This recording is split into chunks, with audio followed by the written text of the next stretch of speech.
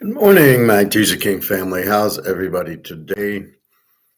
Very excited as we see gold at 33.94, approaching 3,400.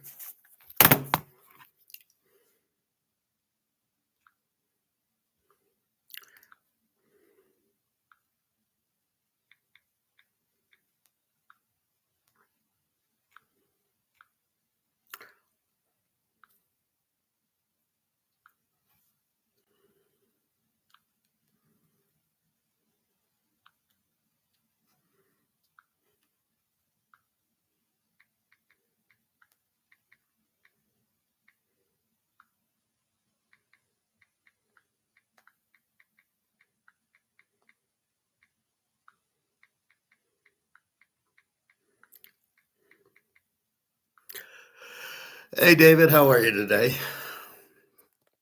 Knicks and Nuggets won both in the road. The Nuggets, did they even play yesterday? Or was that? Oh, they beat Oklahoma State. Well, the Knicks made a big 20-point comeback. I didn't see the Nuggets final.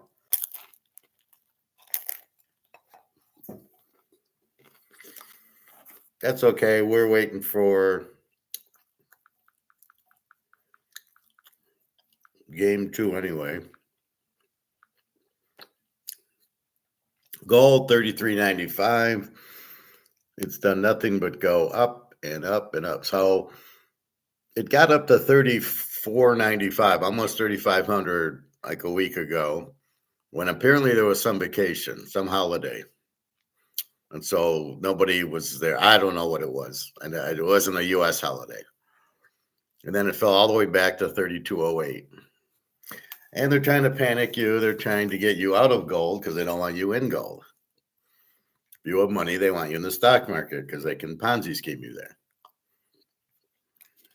The stock market is nothing but a Ponzi scheme. It's manipulated worse than gold.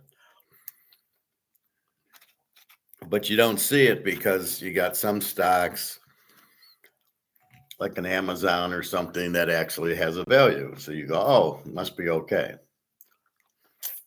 And then you look at the miners and they're still sitting at, $10 a share for the gold miners,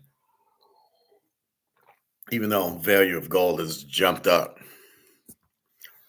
So that's the point. So part of it is to get you out of it. Part of it is so the fellow Brics countries, now there's 40, can buy. When they join, they got to have gold. They'll buy the gold. So a lot of times when you see prices down, it's to buy. You see silver down, it's to buy. In silver's case, the 8 bullion banks, who are run by some idiot, has basically have them shorting something hugely in demand, which is the stupidest thing you could possibly do. You don't want to short when it's going up. You want to go long. You don't want to short it. But now they're underwater in their derivatives. If it hits a certain point, they got to cover like 35, I think, and they can't because they don't have the silver. So they're totally fucked. Why they all did that? Because they're idiots. Because these are people that are Keynesians that don't understand economics.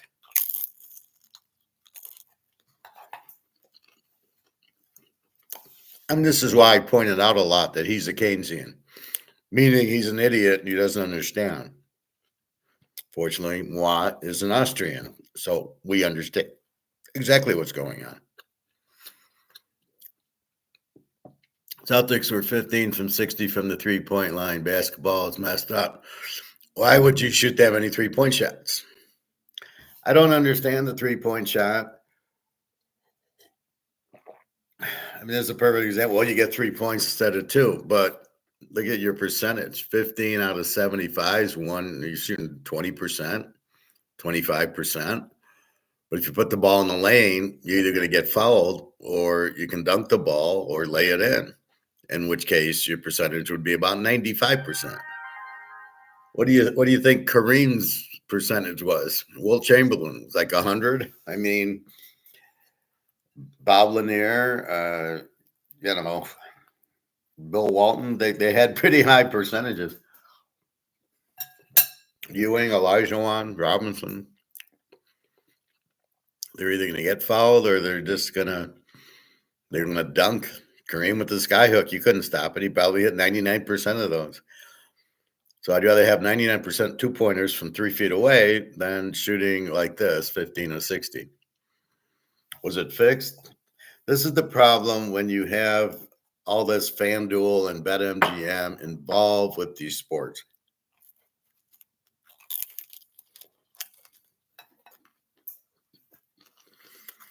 Where the fuck's the coach? The coach is just sitting there going, yeah, keep shooting and missing. Great strategy, great coaching. That's why I say monkeys could coach all these teams, baseball, football, basketball. It's 4th and 2. The monkey, oh, yeah, let's go for it. It's, well, it's the 3rd time through the lineup in baseball. We better pull the pitcher. And basketball, just shoot 3-pointers. I mean, these aren't coaches. That's why I laugh when we have a good coach. Or the Lions, they got a good coach. No, he's a terrible coach. Well, the Lions are good. Well, they got lucky. They got a couple of – they were so bad that their first-rounders made the team. And, and they were okay.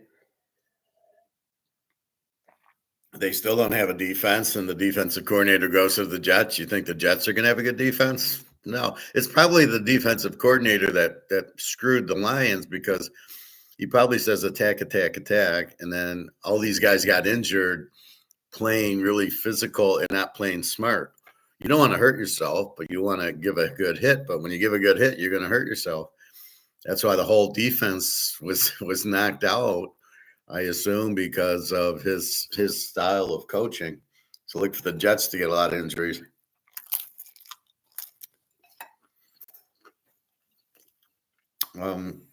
Anyway, that's the problem with it now. This analytics is killing it. And exactly right here, 15 of 60 from the 3-point. You're taking 60 shots and you're missing them. This is the problem. Even if you have a good 3-point shooter, he's not going to be on every night. But this does present a nice thing. Oh, 33.96. Let's go 3,400. And this time it's real because there is pullbacks. So this number will stick.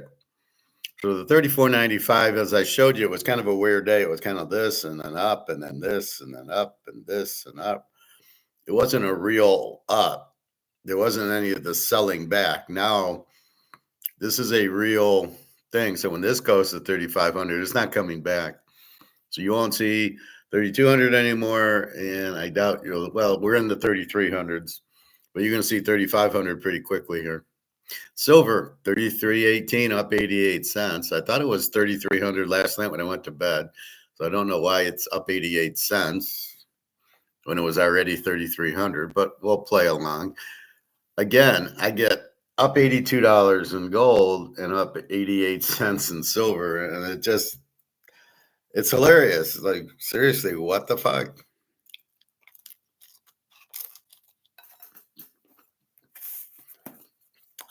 All right, let's go to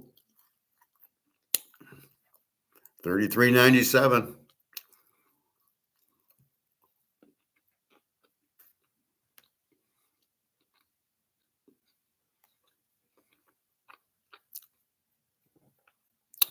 That's how let's check basketball, although we know we went 0-2.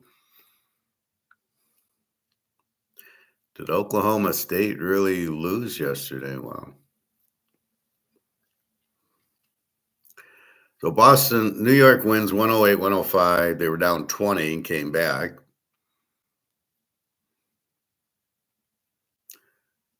And Denver wins 121-119. Goody for Denver.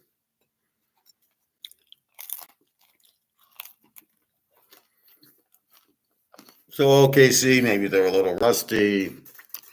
I thought Denver would be a little flat. Hey, Pat, silver ain't doing shit, but gold is about 3,400. 33.97 for gold. Silver's not moving until Comex is gone July 1st. So right now it's buy, buy, buy. What's going on in Singapore, Pat? The Chinese taking over that? Are they doing tariffs there?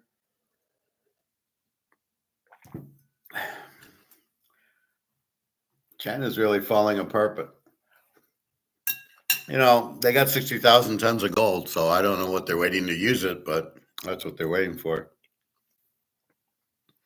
So the Knicks win 108-105 in overtime at Boston, with Boston missing 45 three-pointers. Now, what happened after the shot? Did they rebound it and put it in? Just because you missed 15 of 60 from three-pointers, what happened to the rebounders, to the rebounds? You still got 100. You got 105 points with 63 pointers. What are they thinking?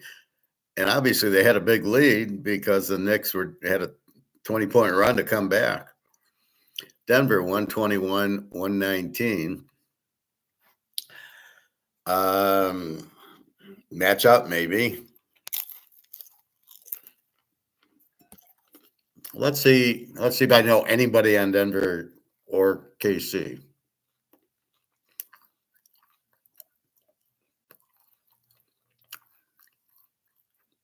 Well, Denver beat him in the second half, 71-59. That's what happened.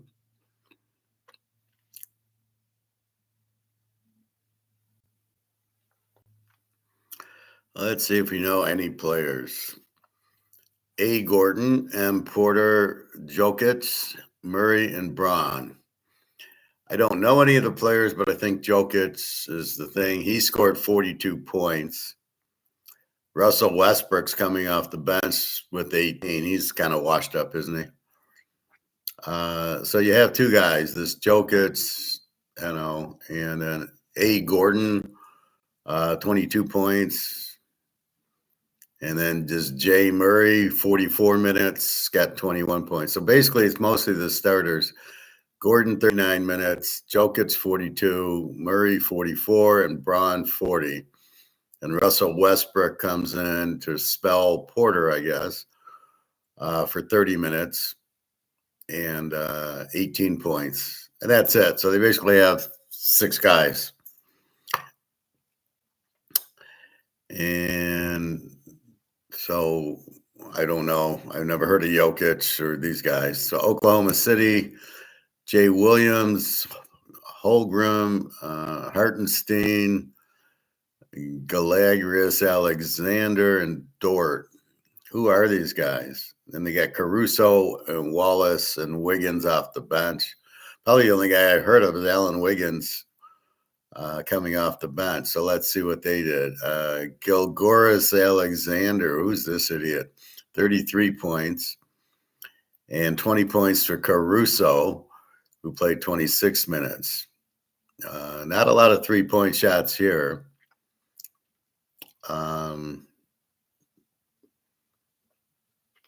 I don't know who Hartenstein is, if he can guard Jokic.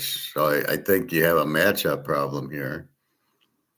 He got 12 points. So it's Gilgeous Alexander, never heard of this guy, and Robinson Caruso, I guess, with 20. And the rest was kind of balanced. He had 16, 12, 12, and 14 with the start. Dort, Hartenstein, where did you find these guys? So I don't know who Alexander is. All right. So it looks like, can they stop Jokic? They had him stop in the first half, not in the second half. I don't know. Is Jokic any good? I've heard his name, but I don't know if he's any good. 121-119.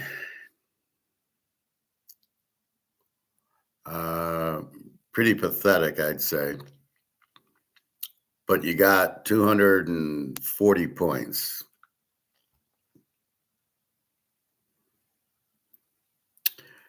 All right, so can Jokic match up against Hartenstein?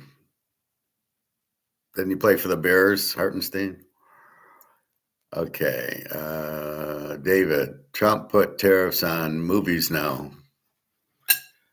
Well, a tariff is, I don't understand that. What are you talking about?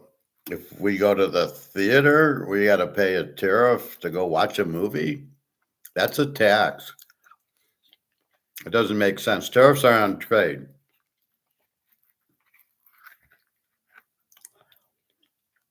So I'm not quite sure what you're talking about.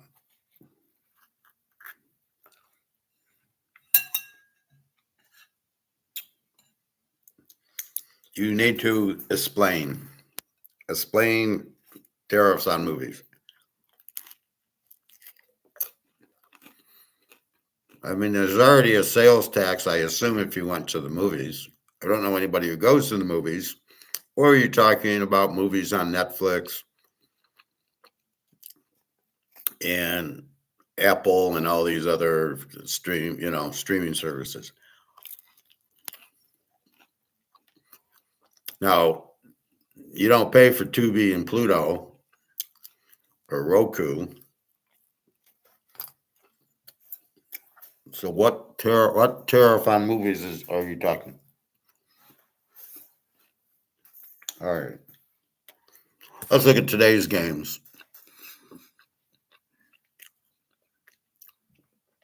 Indy goes to Cleveland. Indy's the 4 seed, Cleveland the 1 seed. Cleveland's minus 8.5, and they're down 1-0. Now, we're not going to get too crazy because we don't really know the matchup in this game. In other words, what's going on? All right, Indy beat them game 1. Cleveland has to play A because they lost, B, they're at home, and C, if they go down 2-0, they lose the series because Indy will win at least one at home, and it's 3-1, the series is over. So we like Cleveland today. Laying the 8.5 is fine. I think that's it's a good bet for the theory. They've lost and their backs against the wall. You're the home team. You can't go down 2-0. So now we have 3 really good bets going. All the home teams that lost yesterday and Indiana and Cleveland, you bet back. That's close to a lock because they have to win or go down 2-0 and then go where they're down 2-0 to the other cities. So love Cleveland and 8.5. Golden State, Minnesota is game 1. Minnesota minus 6.5, 210 to Steph Curry. Minnesota has the better defense, I believe. They're even as far as 49 and 33 and 48 and 34. They both won big series. Mini beating the Lakers, Golden State beating San Diego. I think Minnesota's the better team here. Steph Curry's the better player here. So I'm not, after what's going on in game 1s, you don't fuck with the streak. If the home team's losing the first 3, I'm not going to mess with that and take Minnesota. But Golden State just played a game 7 on Sunday. They're going to be flat. Minnesota played it on Saturday, I believe. So basically, I'm going to leave this alone. I think Minnesota wins, but I don't want to lay 6.5. So let's just focus on Cleveland tonight. Off the loss, down 1-0, cannot go down 2-0. All right. Baseball. How did we do yesterday? Well, my big bet won. LA Dodgers over 9.5. That was a winner. They win 7-4 over Miami. We're over 9.5 for 3 units. San Diego beats the Yankees. That was my second play. That wins. Atlanta over 8. They win 4-0. So they lose, but that wasn't a bet. The Cubbies over 7.5 win 9-2. That was a winner. Milwaukee over 8. They don't get there. They win 5-1. I'm just surprised Houston Blanco gave up the 5, and Tobias Myers 365 gave up the one. So a little bit surprised. So that was my three bets. The Dodgers over wins, San Diego wins, Milwaukee over 8 doesn't get there. KC 3, the White Sox nothing. I had the White Sox under 8. That's a winner. St. Louis over 8. That's a winner. They win 6-3 over Pittsburgh. The METS, Mets, they win 5-4. I have them. And our last game is Oakland, which wins 7-6. Cleveland, I think, was postponed. What a day. 1, 2, 2-1, 3-1, 3-2, 4-2, 5-2, 6, 7-2 yesterday. 2-1 on my bets. Great day. 5-5. All right. Now we got today's action.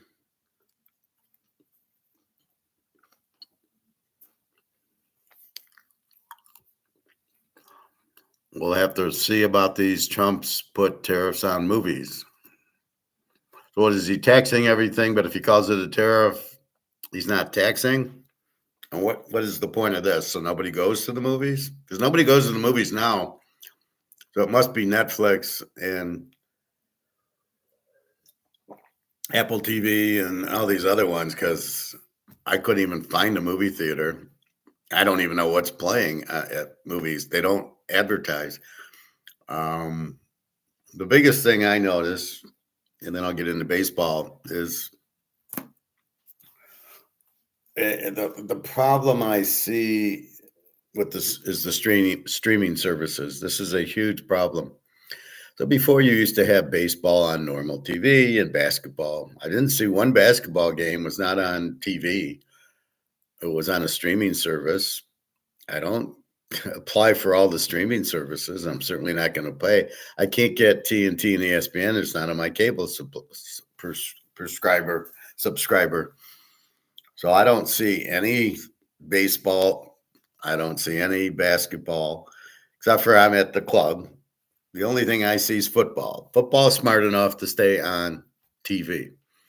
So when you see why basketball viewership's down and baseball has no viewerships, baseball's on FanDuel. What the fuck is that? That's a huge problem.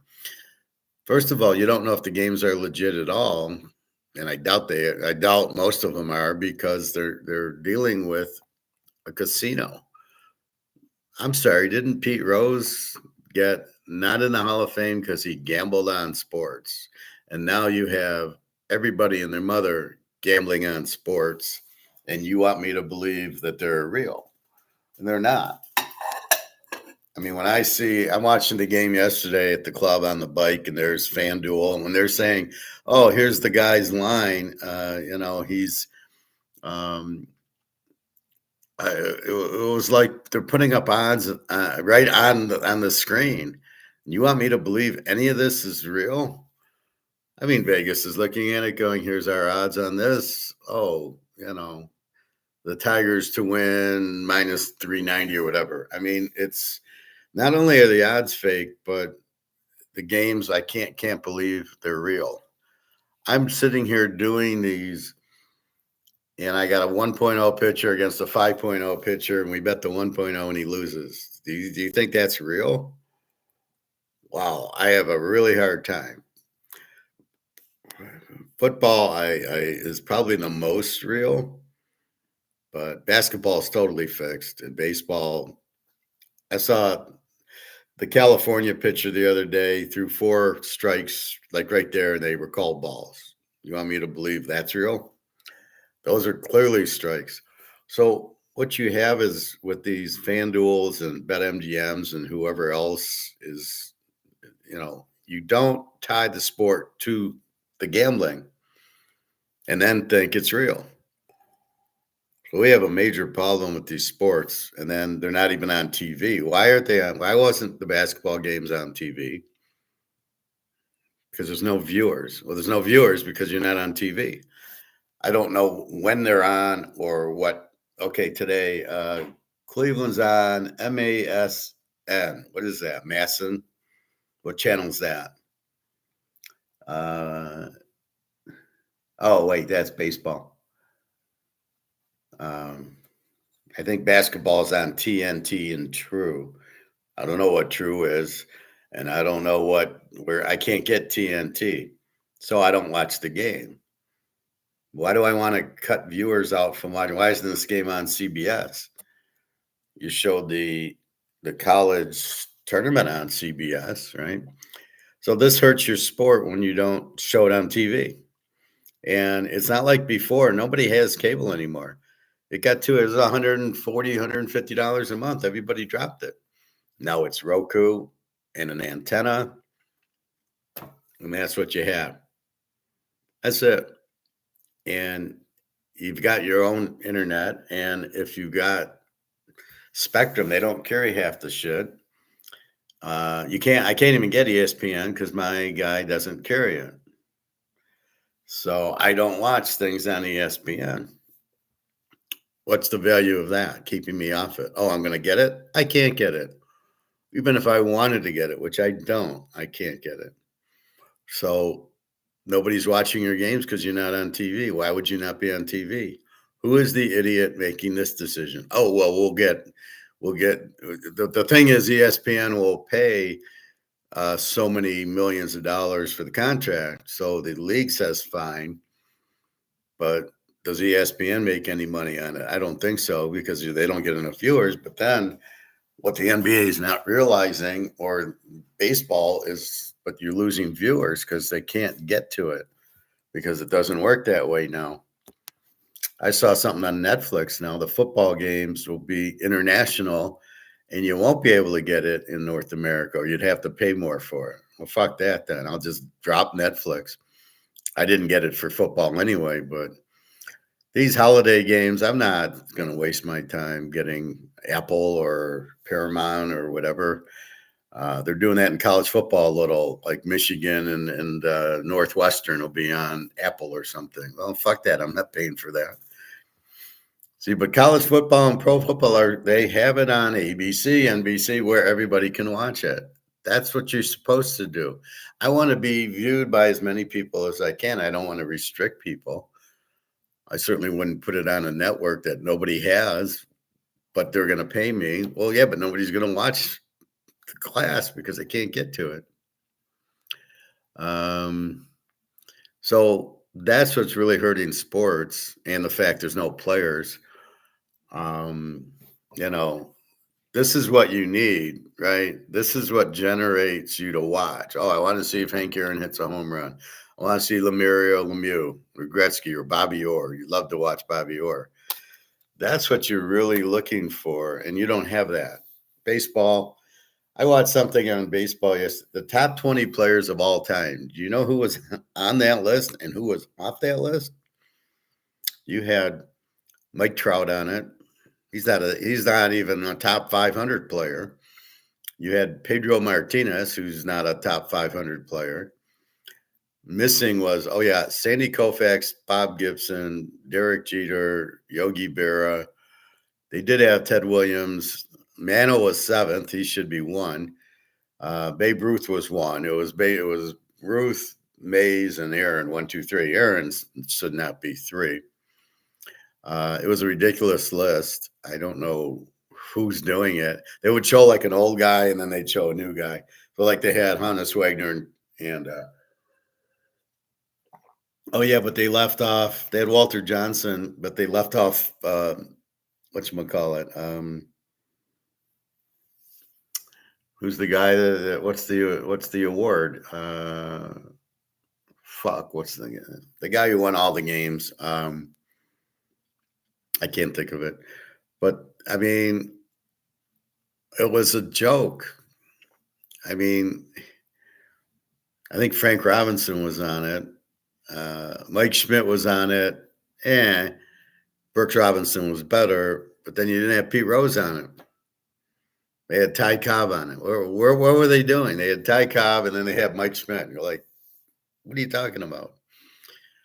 Their choice, Mike Trout, in the top 20 of all time is a joke. What's he hitting, 150 now?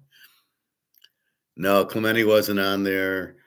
It was a joke. It was an absolute joke. When you have Pedro Martinez on there, I'm like, I gave it a negative.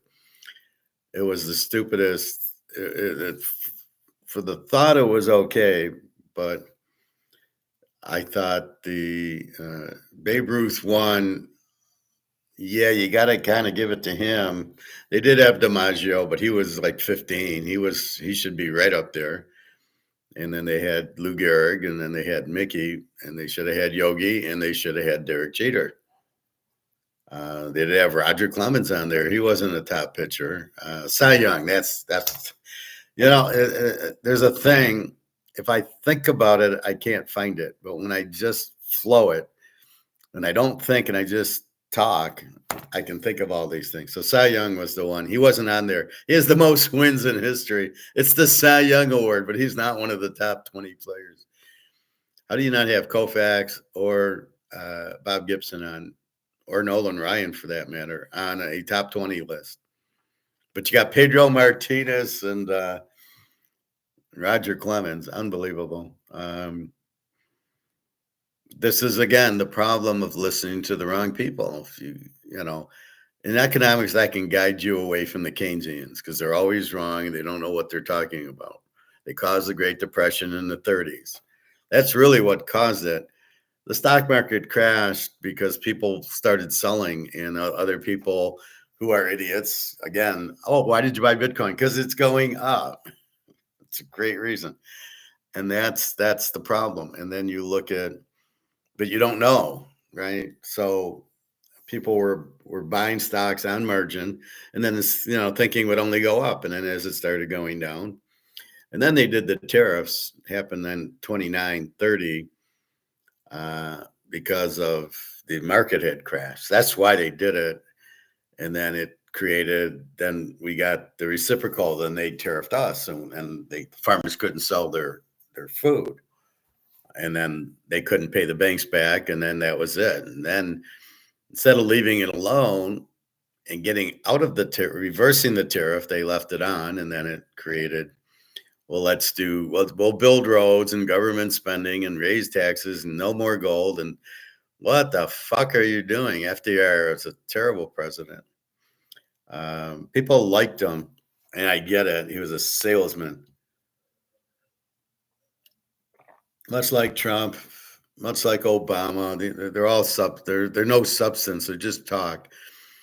But that's where you end up with. So you've got to know who to listen to. And the last guy you want in your camp is a Keynesian, because he'll say raise taxes, government spending. And how many times have I said the strong countries have very low taxes, very low government, gold standard, free trade.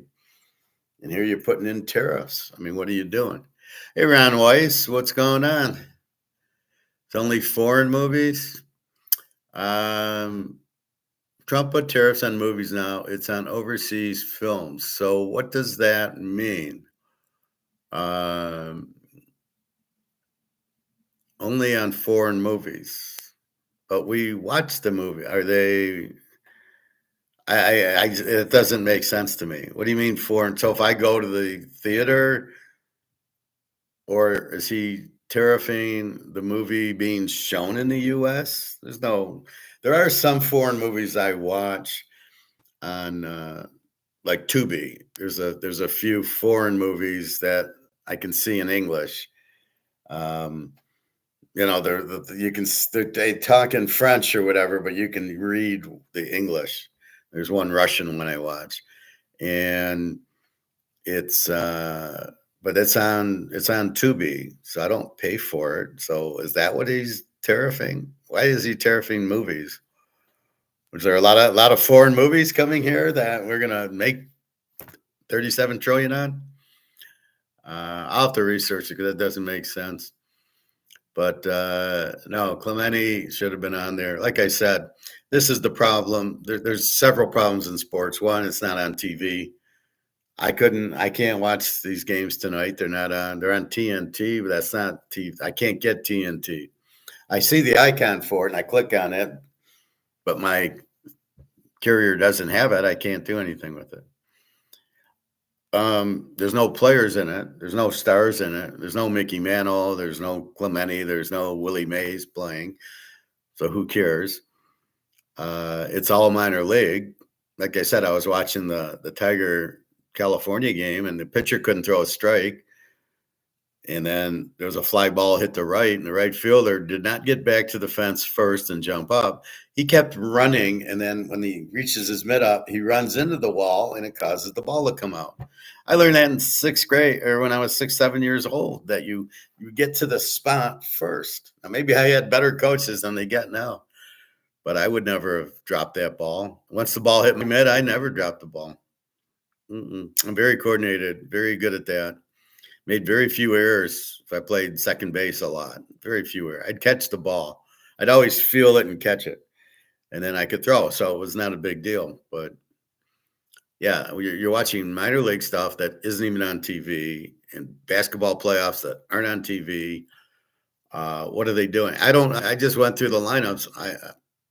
I heard of 2 players, Russell Wilson and or Russell Westbrook and Jokic, who I don't really know who if I saw him on the street, I wouldn't know who he is. I've heard the name. I don't know if he's any good. He got a lot of points. So I don't know if there's a matchup problem that they can't guard him or really what's going on. So Trump's playing this tariff card really bad. You want free trade. So obviously he's not in the Austrian playbook. He's in the Keynesian playbook. Keynesians want tariffs. They want unions. I don't know. It doesn't work. So if you keep doing the same thing over and over that doesn't work, what do you do? It doesn't work. Tariffs don't work. Taxes don't work. Gold works. Fiat money never works. There's never been a time when a country went to fiat money and it worked. It's always been gone to zero every single time. And it has to, because they keep printing, and then they print more, and then government grows, and they have wars because they can print. And at the end of the day, you print yourself to zero. Like I said, it's like eating a chocolate cake every day. Yeah, you get the first cake and the second cake, and maybe after a week. Then after a month, you start gaining weight, and then you get sick, and then you die. And it's going to happen every time if you eat a cake every day, or you eat so much cake. So again, the only way out's gold. There is no other way. You've got to accumulate gold, and then how much do you think China's going to come out with a gold-backed currency, which they already have? They don't care about the yuan.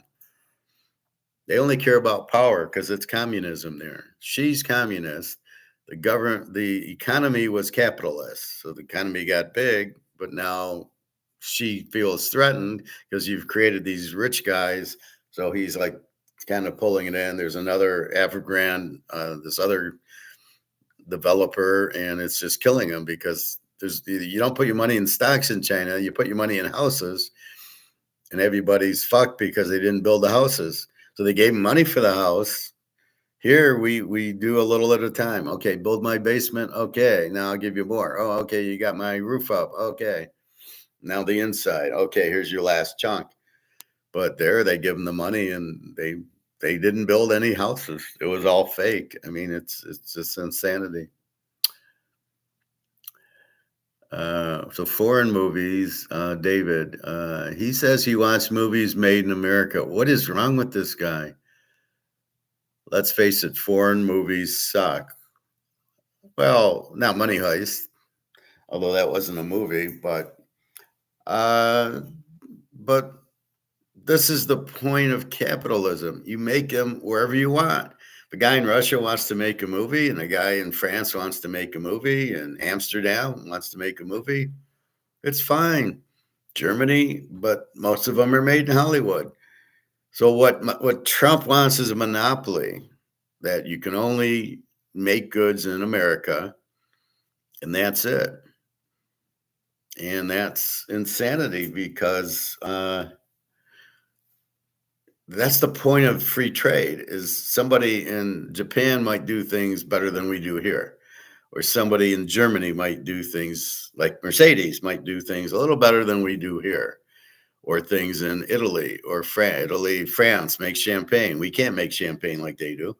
So it's okay. Different parts of the world have better things than other parts of the world, and that's why you free trade it.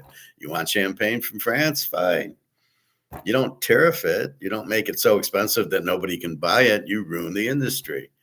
Well, we'll do that in the US. You can't do French champagne in the US. It's impossible. We don't have the climate for it. And Germany with Mercedes and BMW, you can't compete with that. It's far superior. Or Ferrari, it's in Italy, Maserati.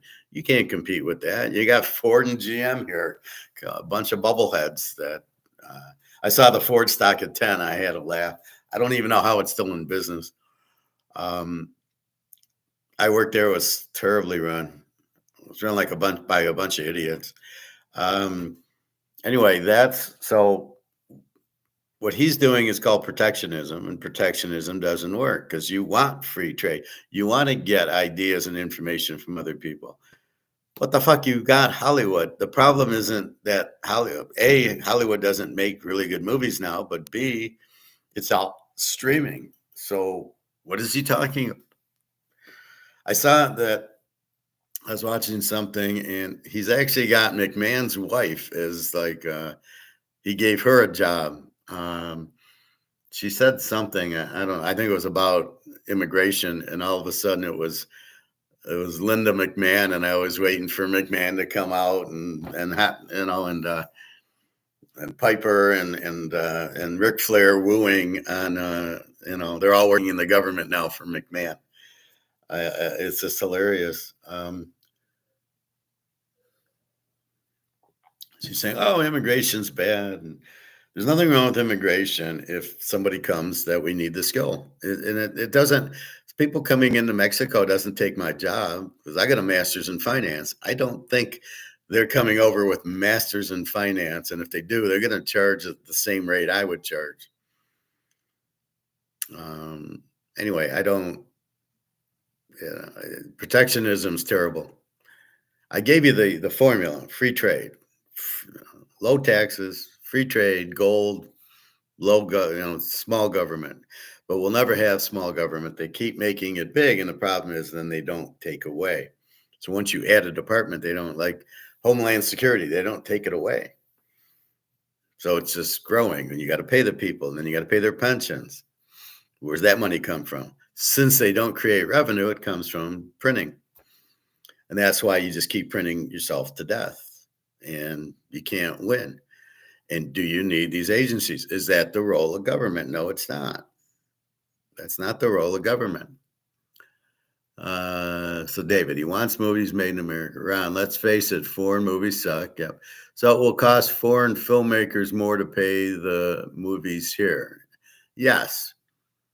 Foreign movies are good, like Girl in the Dragon Tattoo. Yeah, I like that. Was that foreign? And then there's two other tattoo movies that they didn't do, but I think the director was was American. And then you had James Bond in it. There was two others that were made by foreign. There are two other foreign ones that you need translations on. Something with the hornet's nest and another one that was okay, but not. You had the guy in Mission Impossible 4 was the good guy. He was the guy who tried to kill the world. He was in it as the good guy who helped her. But who cares? We're used to seeing the one girl in James Bond, and I like the one girl because she did all that banking stuff at the end of the movie and stole all the money and was very clever. And I go, yeah, I like that character. And I didn't really understand the ending. She knew that Bond had the girlfriend. Why did she get all upset when he went out with the girlfriend? I didn't understand. But yeah, I mean, there are a few movies, and then there's a few that are like if on Tubi, there's a lot of foreign ones that are pretty good with the translation. Money Heist was Spain, and that was probably the best I've ever seen. But what's the difference? If they want to make movies, let them make movies. Why does everything have to be like Lord of the Rings was not a US movie. It's probably the best thing that ever happened, right? Uh, Lord of the Rings was made in New Zealand. So what do you mean they can't make movies? I mean, what's the difference where the location is? Are you saying you just want American producers and directors and actors? Well, then you won't have half the actors are from, there's a lot of British, and look at Hugh Jackman, is from Australia, but he talks English and he's very popular. And Russell Crowe is Australian. So there's a lot of good actors that are they're not American, but they're good. Like, who cares? Why do we care about that? So I don't know. You think it's just temporary? So that's the problem with Trump. What's he doing? Are these real or temporary? The gold 33.94. There we go. I want to see 3,400, and it's 12 o'clock. I think once we get past 12:30, we can see it. And Chinese will just pound it up. Now, when we see 34.95, like we saw that one day, it's going to stay there. This was done because it was just China buying, and there was holidays on other countries, I guess. And it went way up, and then it went way down because there was nothing there, so they could derivative down and make money on it, and allowed people to buy gold at that. And if they were trying to force people out who don't know what they're doing, who see the price falling, panicking, going, "Oh my God, I better get out because it's gold." Nah, gold's nowhere near its price. Gold price is up here, and Comex is here. You're nowhere near this, and my guess is it's at least 10,000. Probably when the smoke settles and everybody realizes their dollars are worthless, it's probably 25,000.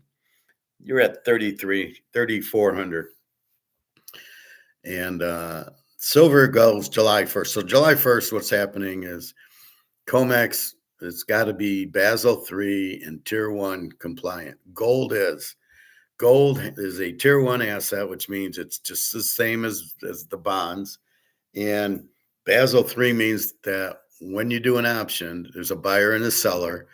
When you sell, there's a buyer, and the buyer says, I want to take delivery of the physical gold. I don't want the paper contract. I want the physical gold. And in silver now, they don't have to deliver it because it's not Basel III. So they owe 30,000 tons to China in silver and Russia and India, but they don't pay it. And when they have to pay it, they got to go into the market and get it. And believe me, it'll be a lot more than 32. What's holding it back is once it hits 35, the 8 billion banks go bye-bye because they have all these derivatives that they have to cover that are at 22, 24, $25 an ounce, that it'll never get there, as you can see. And they're going to have to cover those. So at 35, they got to cover. That's why when you see it at 34, the shit hits the fan, and they just push it back down. That's what your problem is. Real price of silver, at least 1,000. Comex 3,200. This is by far the sale of the century. This is going to do what gold's doing now, where gold was 17, 18, 1900 when we started this. And I said 3,000, and it's 17, 18, 19, 30, about to do 3,400. Silver was at 20, and it went up to 25, 30, 32. But now it's hit a roadblock because it's not Basel III. Gold went to Basel III, so they have to cover. That's what all that gold coming into the U.S. was, so they could cover the derivatives for all the countries, China mostly, who said, I want to take delivery. So everybody, before you feel bad about China for going bankrupt, they got 60,000 tons of gold. Their citizens have another 20,000 tons of gold. Don't feel bad for China. They'll be fine once they take the gold out of the box. And that's what they're waiting for, because they know it'll kill the US dollar as soon as they do it. But if you're going to force them with these tariffs, it's almost like Trump's inviting that. There's more to this than meets the eye with what Trump's doing. He can't be this stupid. There's nothing positive about tariffs. We know this. What the fuck are you doing? And This is the problem when you get George Soros's guy. That Scott Bassett is George Soros guy, and I showed you his little clip. I'm not an economist. I'm just a historian of economics. No, either you're an economist or you're not. So he's not an economist. Why is he running? Why is he the Treasury Secretary? You're out of your fucking mind. You don't hire economists, and God forbid you hire an Austrian economist who actually knows what he's doing. No, can't do that.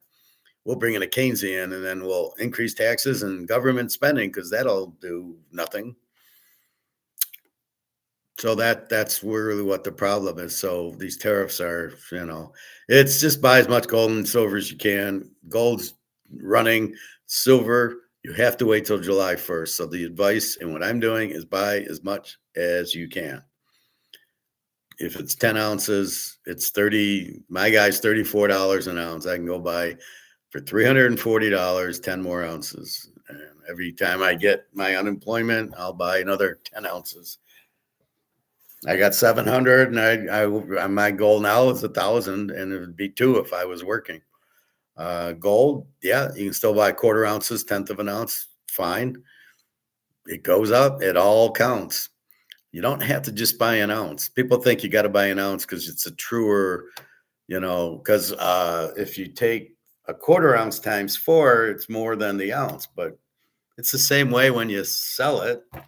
Just go on eBay, you're going to get more than the quarter ounce value.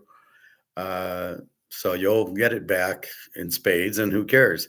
Even if I paid $300 on quarter ounces, they're now worth $900.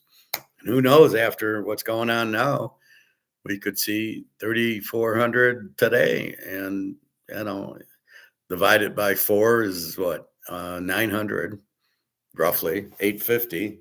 I paid 300, boom. I don't like that. I don't understand the different countries having different values. Gold is gold. Gold is valued at $33.94 per RON. $33.94. That's what gold's valued at. It doesn't say Cougaran, Maple Leaf, US dollar, or Buffalo, or Philharmonic. Gold. So why are these different priced? It makes no sense to me. So if I can get an ounce of gold cheaper because it's a Cougaran or it's a Philharmonic or a Maple Leaf than the Eagle, fine. I'll be happy to buy it. I'm buying an ounce of gold. Now, maybe living in America, there's no tax on the American and there's tax on the other. I won't sell the other, then I'll sell my American. But I'm not looking to sell anything. I might sell 1 or 2 ounces when it's 20,000 an ounce just to get some, some money in. But that's it. I'm not even looking to sell anything at these low prices. And that's really the thing is I know the price will go up. And that's really the key to it. And we will see. But I know they're going up because as we talk demand, as we talk, you have to get out of this because it's going down and you got to get into the light boat, which is gold and silver. Oh, what else?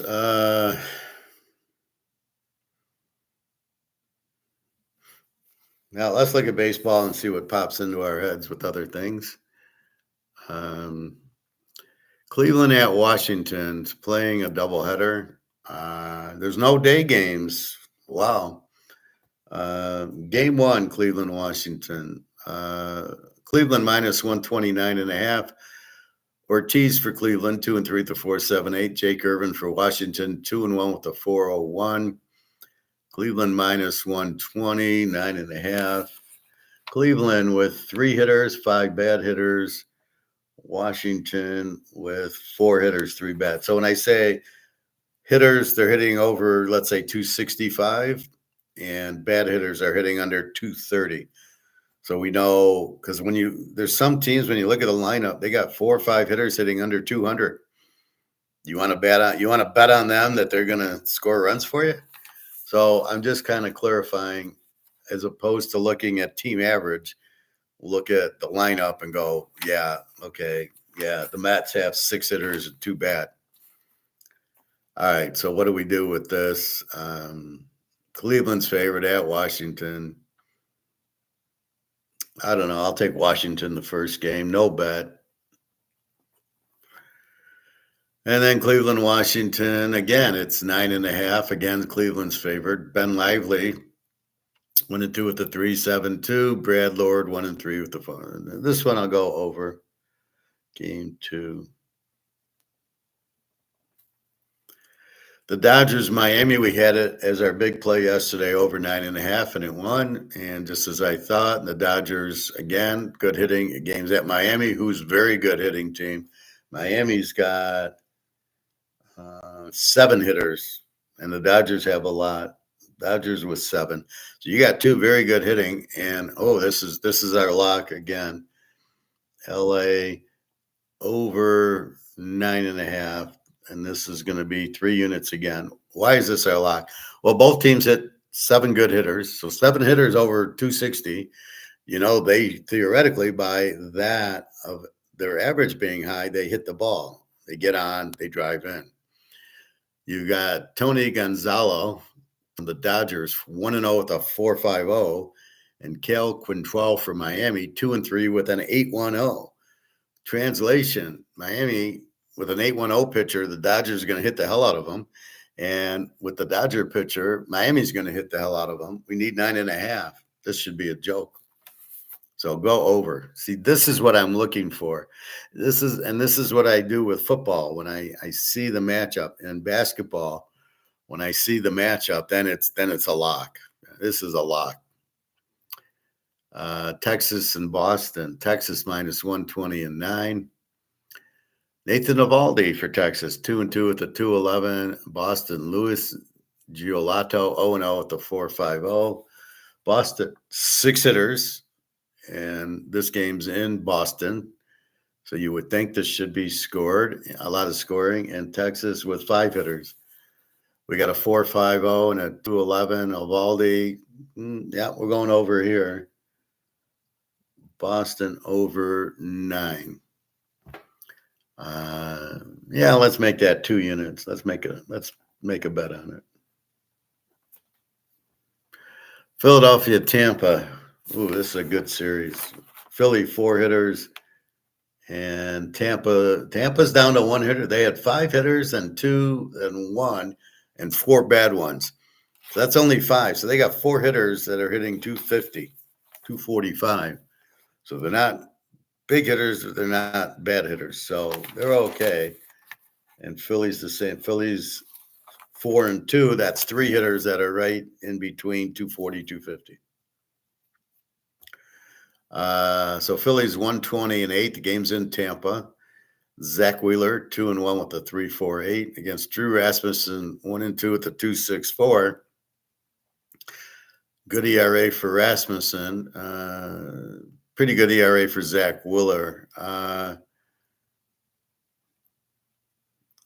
Well, I'm not betting against Philly. That's like betting against Mahomes. You don't either take them or you don't bet against them. You maybe go over under. So I think here I'm going to go. I can't go Philly with this guy with the 2.64. So we're going to go. I really want to go over 8, but we'll go under 8. Phil under 8. No bet. San Diego and the Yankees, very good series. San Diego 23 and 11. Oof. The Yanks 19 and 16. And again, Aaron Judge is in the 400s. Unbelievable. San Diego 110 and 8. The problem is he's the only guy that hit him and Goldsmith. Other than that, you got a lot of pigs on the Yankees. The Yankees have 4 hitters and 4 hitters. San Diego's at they got 5 and 2. They had 7 and they had a few injuries, I believe. So you got to keep an eye when they're back. San Diego's minus 110 and 8. San Diego we had yesterday and they won. Michael King today, 4-1 with a 2.09. Clark Schmidt, 0-1 with the. Yeah, I'm taking San Diego again. And I'll repeat it, 2 units.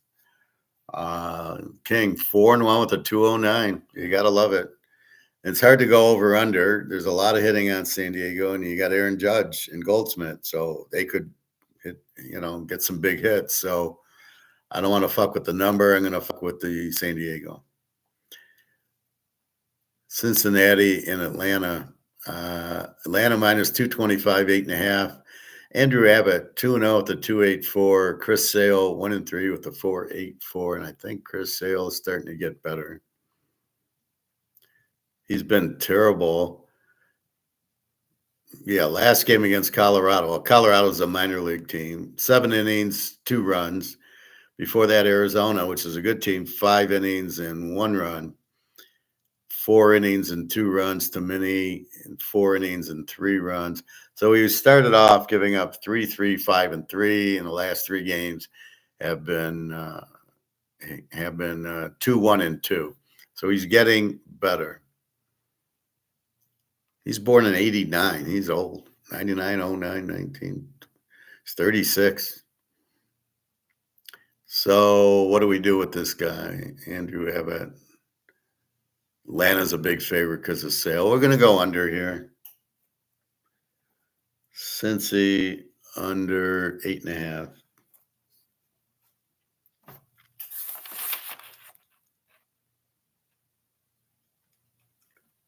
Cincinnati 5 hitters. Atlanta's got 5 hitters. You could get some runs, but I don't think they're going to hit a lot on Sale.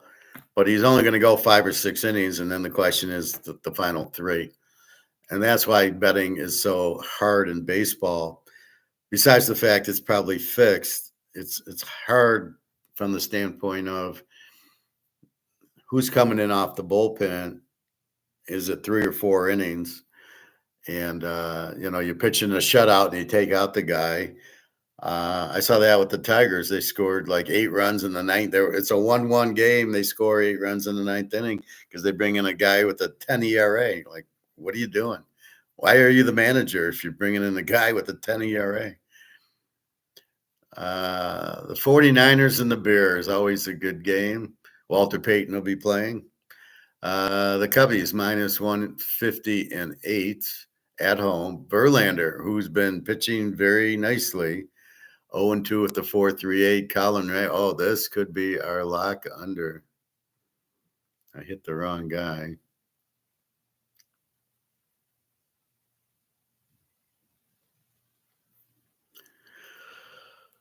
Verlander 0-2 with the 4.38, but let's look at the last 3 games. He gave up 6 innings, 2 runs, 6 innings, 1 run, 6 innings, 1 run. He had a bad time at Philly, hit 4 runs. Cincinnati got 5 on him. So that's really where he got in trouble. But the last 3 games, he's come to play 1, 1, and 2. Gotta love it. So Verlander pretty much pitching like Verlander, which means the Bears aren't going to do much, and the Bears got a 146 hitter. We're going to lock this game. The 49ers under 8. Why isn't it 7 or 7.5? I don't understand that. And this is going to be 3 units. This is what you live for. Verlander really with like a 2 ERA the last 3 games, and he's getting stronger, and he was injured. And Colin Ray 2-0 with a 146. Perfect under material. Hey, Prophet. He looks pretty good the last couple. He just had a couple of bad outings. And the thing you got to realize when these guys only pitch 5 or 6 innings, giving up 4 runs, everything goes 9. If they play 9 innings, their ERA would be 4. But when you're doing it in 5 innings, your ERA, you give up 4 runs, your ERA is like 10. And that's what kills me when I listen to the Tiger idiots on radio.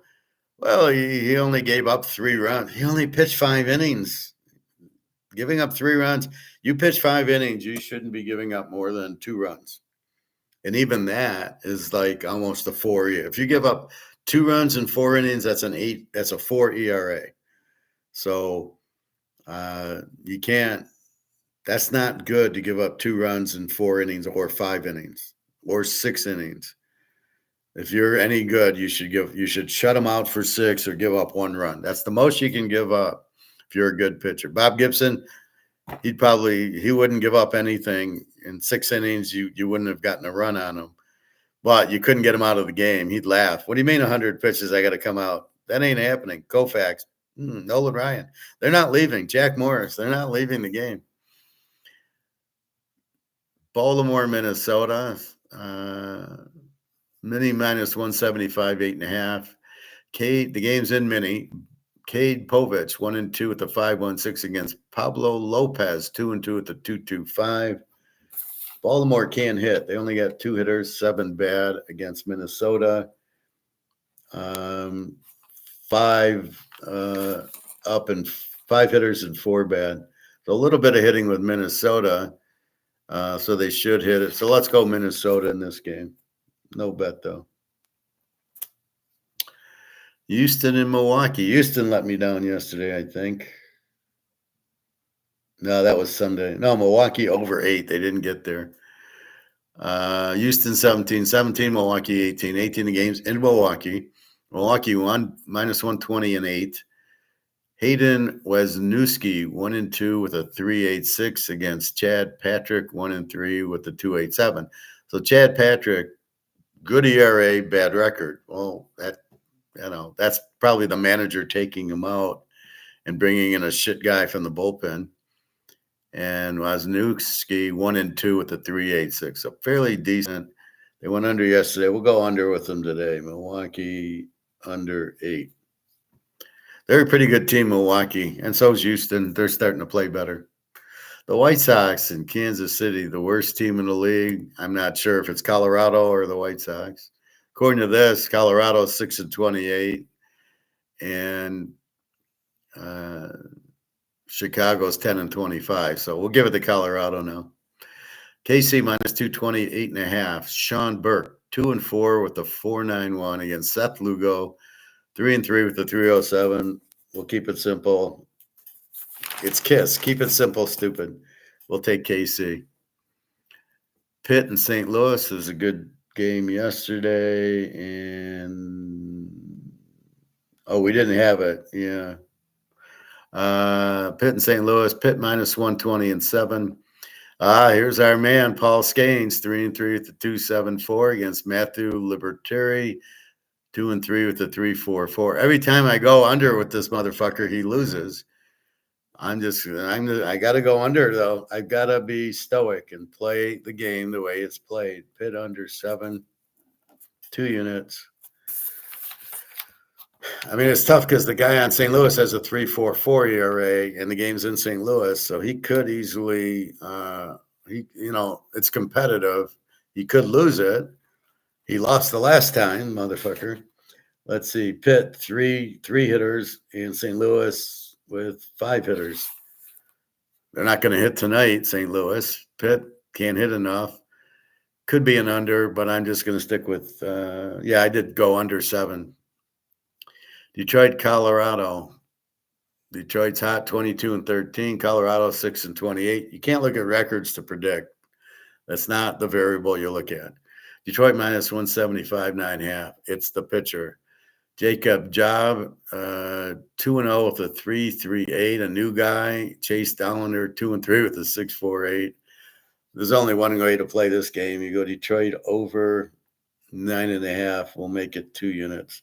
Just because they're playing in a softball field, Detroit gets a lot of runs because of bad pitching. The California guy couldn't throw a strike, so they walk like the first 3 guys. It's a joke.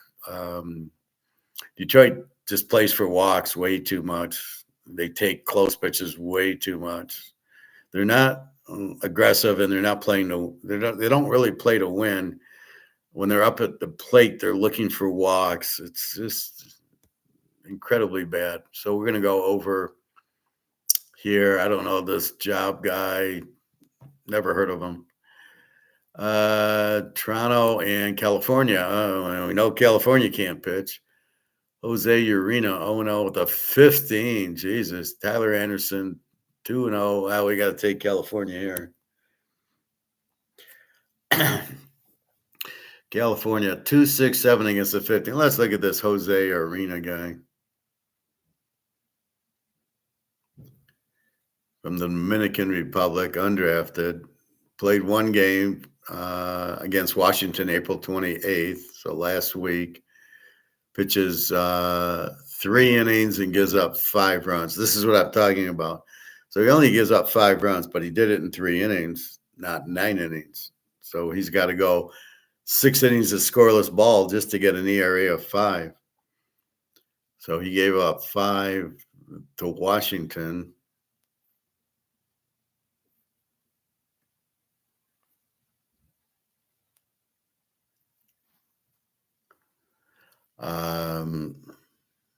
Yeah, so I like California with Tyler Anderson's good.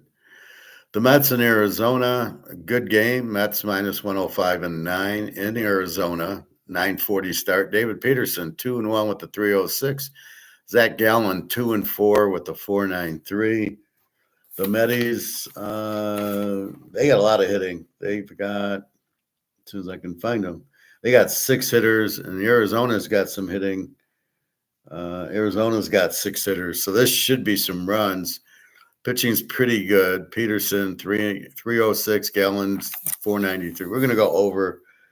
We're gonna take the METS, Mets over 9, just because they both can hit. And the pitching's Zach Gallen's got a 5 ERA, and Peterson's a 306 at best. He's gonna go 6 innings, and he'll probably give up 3-4 runs. In our last game, Seattle and Oakland, they're both 20 and 14. Oakland minus 125 and 10. Now, remember, Oakland's not this team that's a last place can't hit team. This is a team that's 20 and 16 right now. Seattle, Emery Hancock 1-1 with a 6.62. Jeffrey Springs 4-3 with a 5 ERA. Looks like an over. Let's check out the hitting. Seattle with 3 hitters. Oakland with 5 hitters. Seattle had 1 hitter, so they've improved to 3. The more you're playing, then you get your rhythm down. It's all streaks. With these pitchers, I'm going to go over. I'm going to go Oakland over 10. All right, so many games. Oh, my God. And half of them are fixed. And this is the problem when your FanDuel is running your sport. For the Tigers to be on a betting network is just, it's sick. And then they'll throw in the live betting. Oh yeah, the Tigers are minus 180 to win in the 6th inning. And you're like, and this guy's to get a hit is plus 300 or whatever. You shouldn't be doing that in the middle of a game on TV. Are you fucking crazy? But yet Pete Rose can't get in the Hall of Fame. At least Pete Rose, the one thing about him is he bet on Cincinnati. It's not like now it's all fixed, but before he bet on Cincinnati. Good morning, Prophet. Verlander is good. Colorado is the worst team. Yep. 3403. Good news, Ron. Here we go. 3403. Let's check it out. First game isn't until 3:30 or something. 3403. Look at that. What a happy day. And really, you had that 10 o'clock pull down, which we know, and you had a little 2 o'clock. Not much at 4, not 6 went up. 8 o'clock, it actually went down a little. And here we go, 3403. And, again, I got to laugh. It's up 2.69% for the day. The day, not yearly. This is a day 269. If you annualize it, you got to multiply it by 364 days. So it's up like 3 times 2 is 6, like 700%. Silver, on the other hand, is up to 33.12, up 82 cents. This is why I can't, 82 cents, $89. Which curtain you want to go behind? Let's see. So when we look at this, in a month you made 11%. That's not annualized yearly. That's in a month. Times that by 12 is annualized yearly. 6 months, 22. There's 1 year, 43%. Tell me what stock you're making on that. And what's the risk on your stock? You have something that there is no risk. You have high return and low risk. This is the best thing you can buy. That's the first thing you learn in finance in the master's program. You're looking at, they all have risks. So if you're capital budgeting a company like GM and you got 10 different projects going, what you're supposed to do is look at risk and reward. Well, I can spend 200 grand and I have a huge risk on this project, and this one's 300 grand and I have no risk. What project do you get in? Well, the one with no risk. That's the whole point of capital budgeting and that. And that's what you're looking at is no risk. 34004. Gotta love it.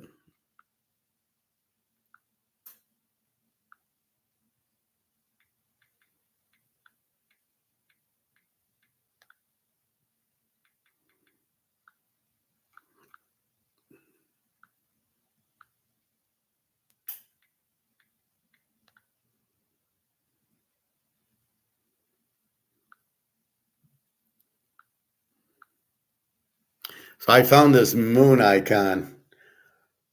So when I tell my buddy it's going to the moon, I know I found a moon. That's in WhatsApp. 340405. Here we go. So let's go through the baseball.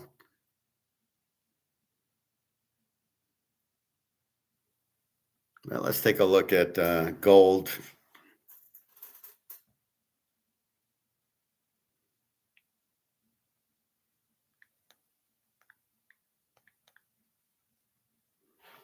Let's go on eBay and check out. So let's go through baseball. I start with Washington in game 1. Then they come right back in game 2. This is at like 3:30, and then game 2 is right after. Washington over 9.5. Our first bet is the Dodgers over 9.5, 3 units. Boston over 9, 2 units. Philadelphia under 8, no bet. San Diego, 2 units. Cincinnati under 8.5. The 49ers under 8, 3 units. Verlander on the mound. Minnesota, Milwaukee over 8. Kansas City, Pitt under 7, 2 units. Detroit over 9.5, 2 units. California, the Mets over 9, and Oakland over 10. And yes, Detroit's been hot. They kind of hit. They got a terrible manager, but you don't pitch hit a guy hitting 300 for a guy hitting 100, because the guy hitting 300 can get a hit, and you want him to see the other side. But the guy hitting 100 is not going to get a hit. I mean, the odds aren't better. Why would the odds be better for the 100 hitter to get a hit and the 300 hitter not? Because it's a lefty or a righty. This is insane. So your bets are LA over 9.5, 3 units, Boston over 9, 2, San Diego, 2 units, the 49ers under 8, 3, Pitt under 7, Skane's going 2, Detroit over 9.5, playing in Colorado in a softball field, 2 units. Profit, I find live wagering is the way to go. My sportsbook seems to be delayed updating their live lines. Last night I got the Mets at plus 150 if they had just taken the lead. Well, good. So there's nothing wrong with that. Then take advantage of it. I've never live bet because I use a bookie, so I don't really call them up. What's your live thing? I don't really care. I think most of it's stupid. I really bet football and a little bit of this basketball playoffs. And really in football, what you're looking at, I'm picking the game. I'm picking the total. 2 great defense. I'm going, like in the Super Bowl, I went over. And so there was what's the point of going it live? I'm betting, my bet's over. It's going to be a high scoring game. And it was. So I win with the over. What am I looking at live? As they're scoring, I'm sure my odds are not improving. The only time I see it's worth it is if you've got the favorite and then the dog starts scoring, gets the first touchdown or 2, and then you're down 14-0 with Mahomes. And then you might want to bet Mahomes. So there's a small case for it when the other team jumps up, but they're going to win. You probably lost your ass on the Boston New York basketball, where Boston was up 20, New York came back. So what are you going to do with that? I mean, you couldn't take the Knicks. You couldn't. What are you going to do with Boston? That's why it's. I don't smell what they're cooking there. The moon. The moon is absolutely, Ron. My friend put up he put gold and then he's put up a spaceship. So I put up the moon because it's going to the moon. And there's really nothing that can hold it back, because you can't, once the genie's out of the bottle, and she is, once this is probably, I think we're down to this now. I think the dollar's worth this. You can't even see the one anymore. This is what it's worth. I mean, and really just go to the grocery store and you'll just, the prices are just go through. They're just higher and higher. I mean, I bought some red and yellow peppers, and they're $1.60 now for one fucking pepper that shouldn't cost more than 20 cents. I got a celery, it was okay. I got my dark chocolates, which are $4.44 now, but I found a Swiss brand. Here, let me show it to you. I was going to show you the other day, but I didn't have the wrapper.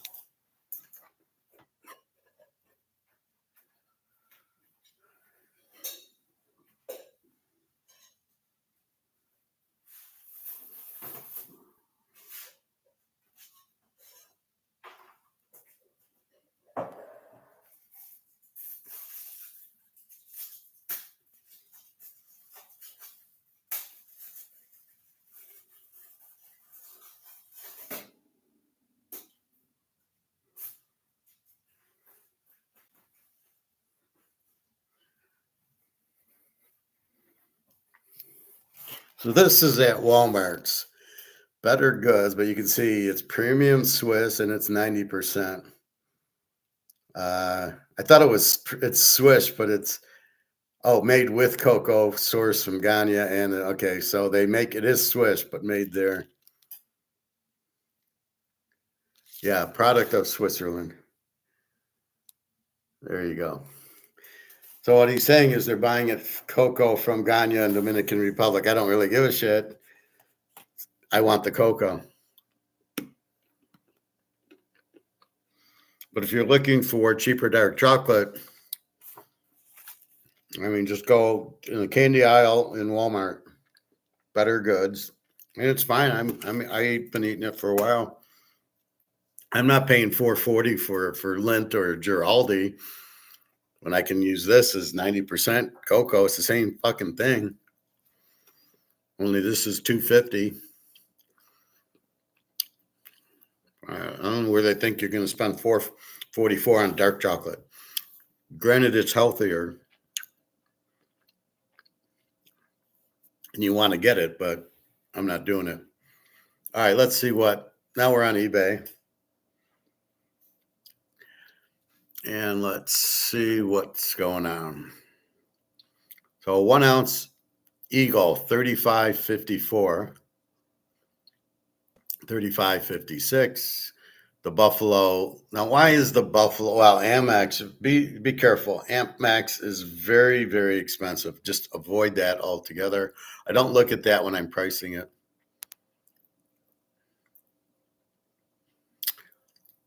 All right, what the fuck is this? A 1 ouncer for $27.50. My guess is it's out of stock.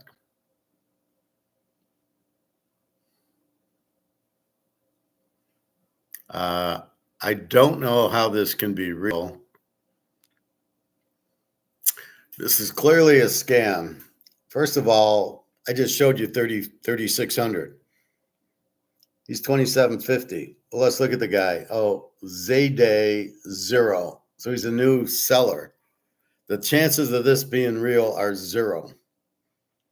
Be careful. Do not go into when it doesn't look right. It isn't. There is no way this coin's real. And all you got to know is if I had an ounce of gold, or you're selling an ounce of gold, let's see if I can find where the seller's from.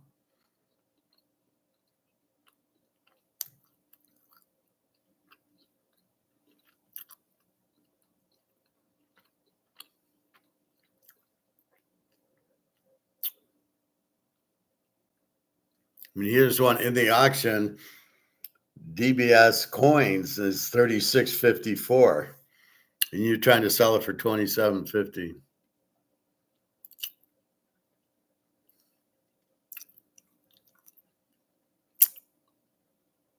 This is guy out of New York. I thought he'd be. Oh, he joined April of 2025.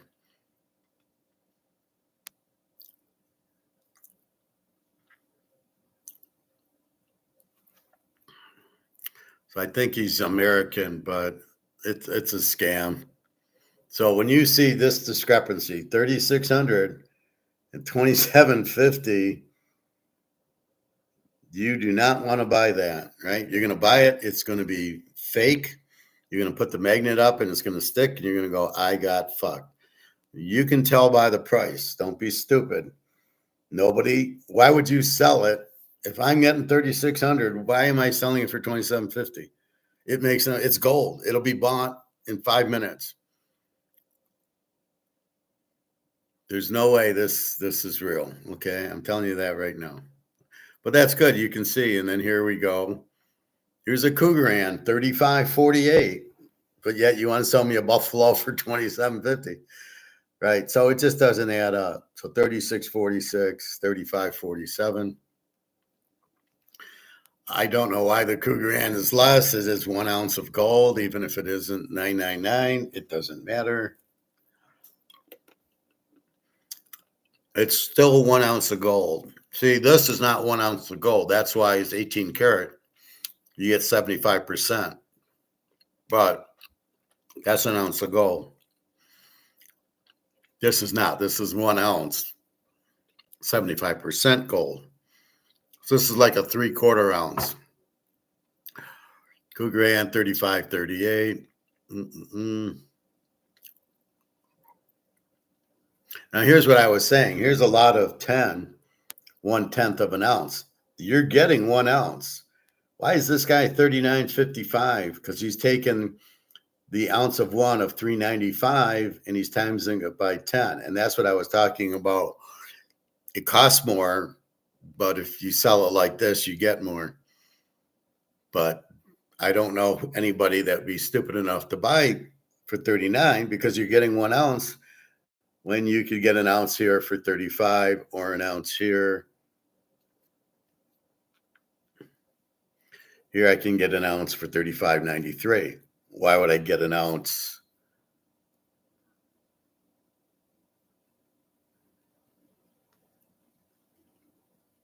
So I pay $39.55 for an ounce when I can get it for $35.93.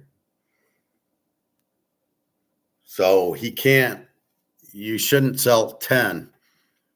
What he should sell is 1 for $3.95, and I'll get to that in a minute. So we're seeing what's happening. So the gold keeps going up.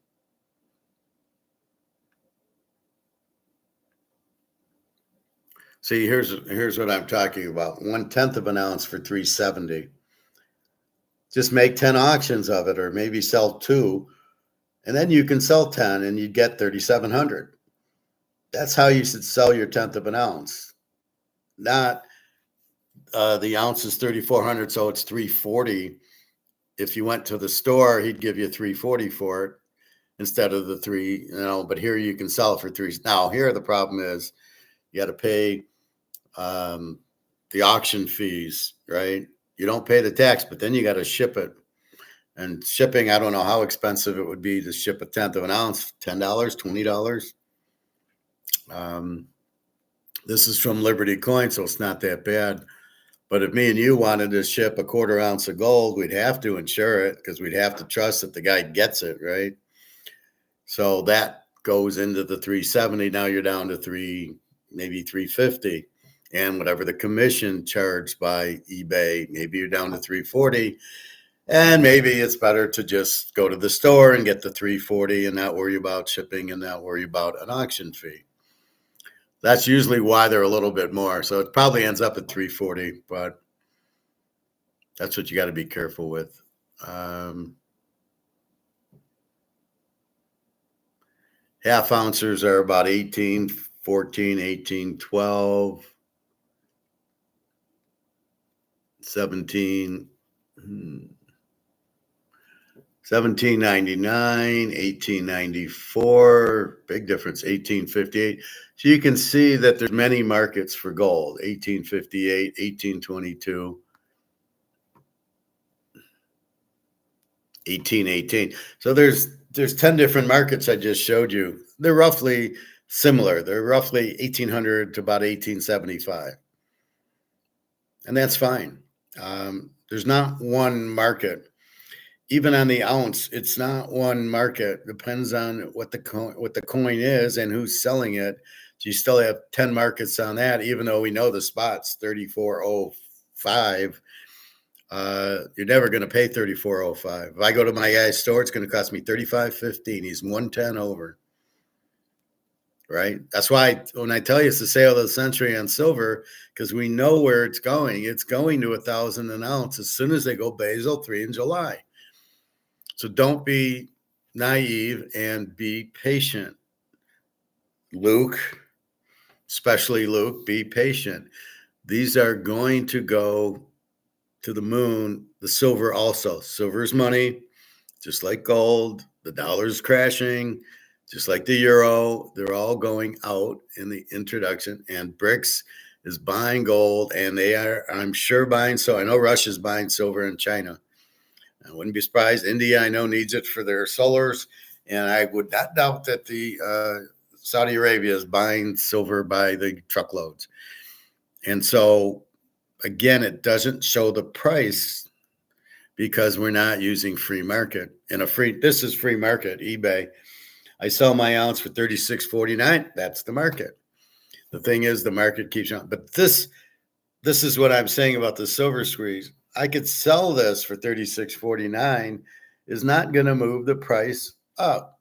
All of a sudden, the price of gold is not $36.49. If I sell this for $50,000, that's the price in the market now. Somebody bought it at $50,000. That's what it's worth. That's not what gold's worth. This does not make the gold price $36.49. This is what I'm warning about. It is not free market. It is not. They're getting this from Comex. So we need to blow up Comex. China, Russia, and Dubai will then price it. And you're not going to, good luck buying an ounce of gold under $15,000. It ain't going to happen. And it'll be 20 soon. And then when the panic happens, when everybody realizes the boat's actually going to sink, just sit back and, kick your feet up and wait for the fun. Because you'll never see 3,400 again. Does it have holes in it, the Swiss? No, there's no holes in it. It's solid dark chocolate. Hey, Pat, you're laughing, so am I. The debt markets are collapsing. The Titanic is sinking. Silver breakout. Silver breakout's July 1st. Because right now, they don't have to cover the demand. When the people want delivery, they don't have to cover it. Right? Remember that. So therefore, the price isn't moving because the price is not at the market. This is the market. I sell it. There's a buyer. This is not market. This is Eddie Murphy doing his little derivatives. I think I can show that again. I love showing that one.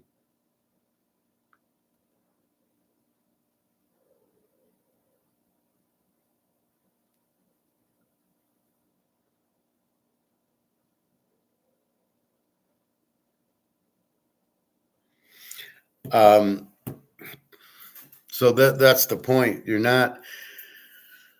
I'll show that in a minute. So the silver breakout will happen when it's free market, and that won't happen until Basel 3 comes in July 1st. So now, because they don't have to settle, they don't settle. They don't have to pay off the people in physical. And all the Comex, all the bullion banks are going to go bye-bye because they're underwater in their derivatives. All the 8 banks are done. They don't have enough money to pay off the derivatives. Now, will they bail them out? I don't think they can, because if they go print another $50 billion, it's worthless. So I don't think the central bank can bail out these 8 billion banks, HSBC and JP Morgan and Goldman Sachs, all our favorite mobsters. So it's going up, but in secret. So we know it's going up now. That's why I'm just screaming to buy it as much as you can. This is the still, like I'm saying, gold at 1800 is now 3400. Silver was 20s, now 32. Or 33. Where's silver? Why isn't it running? And that's really what you're looking at. Silver is not running. It should be running. And that's the point. So look for silver. Yes, it's going to scream. Once it gets going, once you see it in the 40s, it's going to be 100. Once you see it 100, it'll be 500. So again, the worst is you're going to be bitching at yourself for not buying more silver. Just buy more. Don't worry about it. It will go up. Be patient. See how my classes kind of fit together. That's really what you're looking at, is wait for the Basel III. That's why gold's up. And they were playing this game, and it's over because the dollar's gone, and silver is money. And even though Alligator says, "Oh no, silver's not treated as money," it's he doesn't even understand the concept of fucking price fixing. It's amazing. These guys try to come on there and saying how smart they are, and they show charts. I love that. Oh, look at the chart. Fuck the chart. There's too many variables. It's called Brics. You can't look at the chart anymore. The dollar's worthless. The chart's done. This is not going up because price fixing by JP Morgan. Period. It is not free market. Gold is more free market because you've got it Basel III, and you don't have Basel III in silver. What is the problem, fellas? Alligator. Why can't you understand that concept? It's a very simple concept.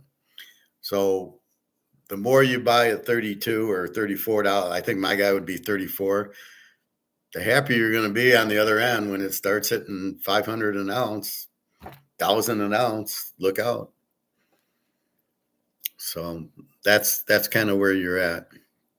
So yes, it will break out July 1st. Circle that on your calendar. And we're already in May, so it's June, July. It's 2 months. Go play golf and enjoy watching your gold go up. And then here comes silver, and it's thanks to them being Keynesians printing this has given us the opportunity of a lifetime, especially both in gold and silver. I'd still recommend buying gold. I mean, if you can afford 3,500 an ounce. I mean, with 10 grand, I bought like 7 ounces when I first started buying.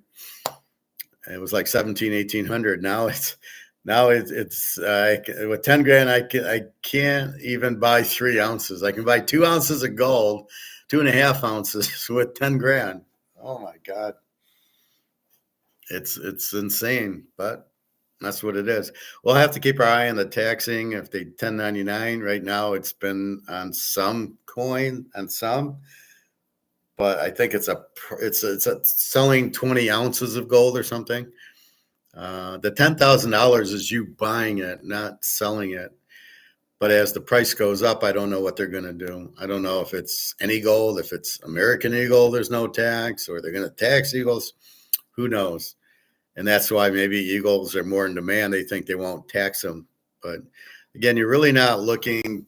This is basically a lifeboat, right?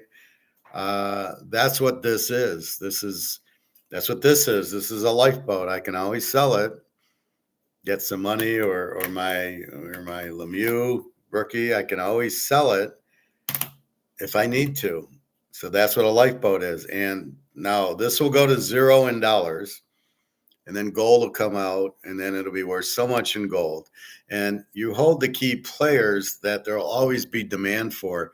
The fact that this goes away and then it's backed by gold still doesn't matter. I still want to buy the Lemieux rookie. I'll just use the gold back currency instead of this. That's why this worked. That's why you got to buy high demand items, real assets, Picassos, Rolexes, and Mano cards.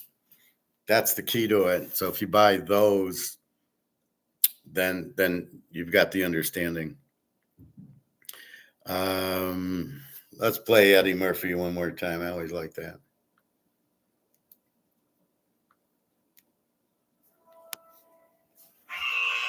Trading places.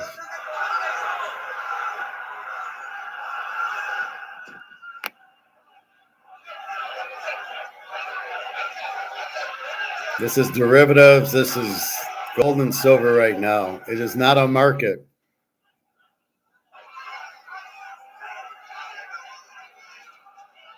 I don't know why it's going up, frankly, just because the Duke and Duke buyer.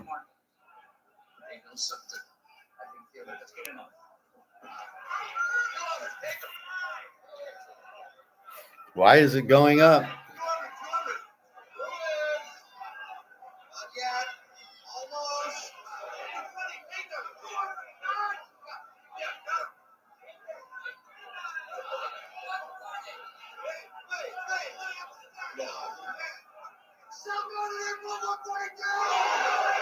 You notice how he sells first. He's going to buy second.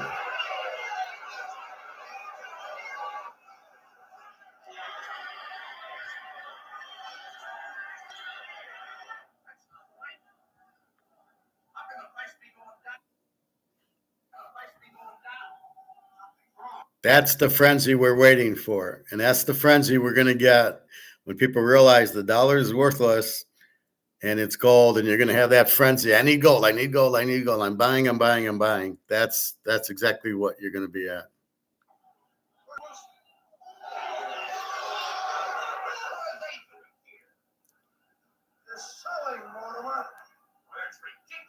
That's the U.S. government here.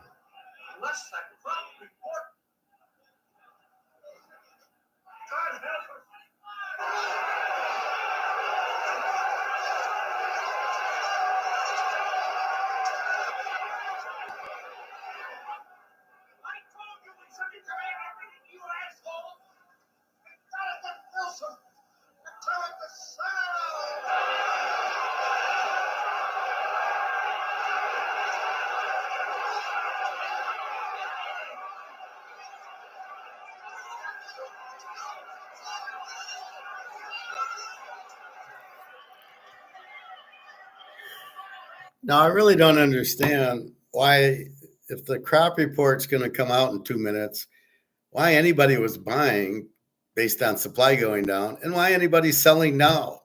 Just because Eddie Murphy's selling, why are you buying? I don't understand it. So one guy bought, the price goes up. So everybody's buying because of what? And the price is going up because of what? And Eddie Murphy says, let's sell at 142.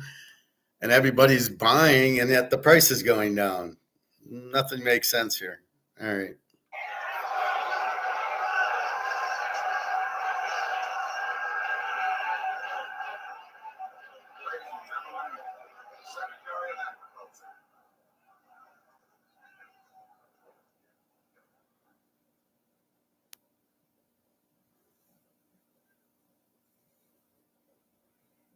Gentlemen, the orange crop estimates for the next year.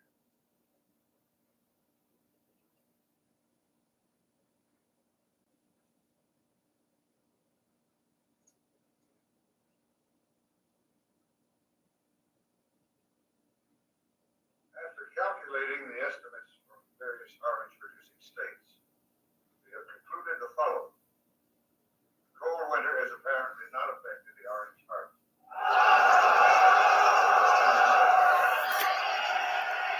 Okay, so I talked risk and reward. Why would you be buying before this crop report came out?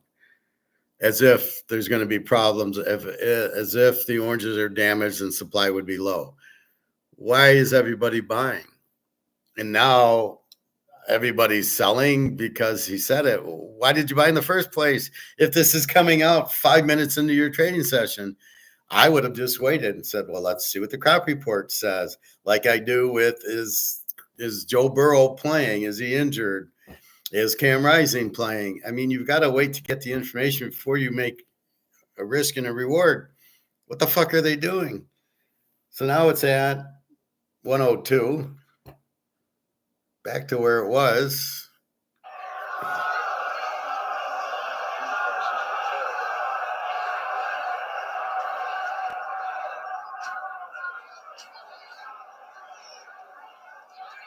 So they've sold at 142, and now they got to buy.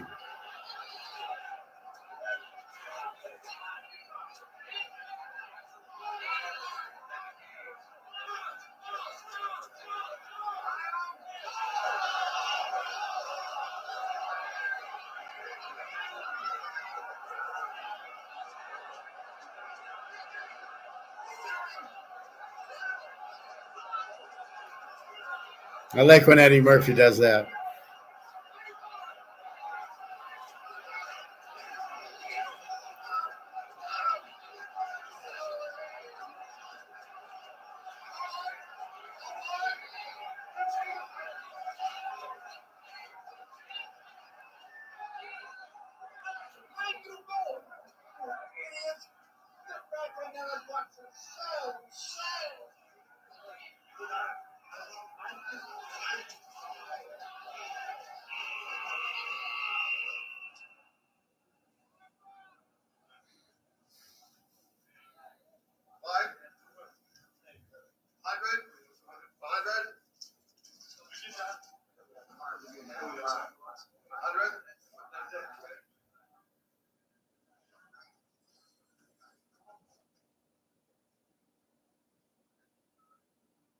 So they sold at 142 and bought at 29.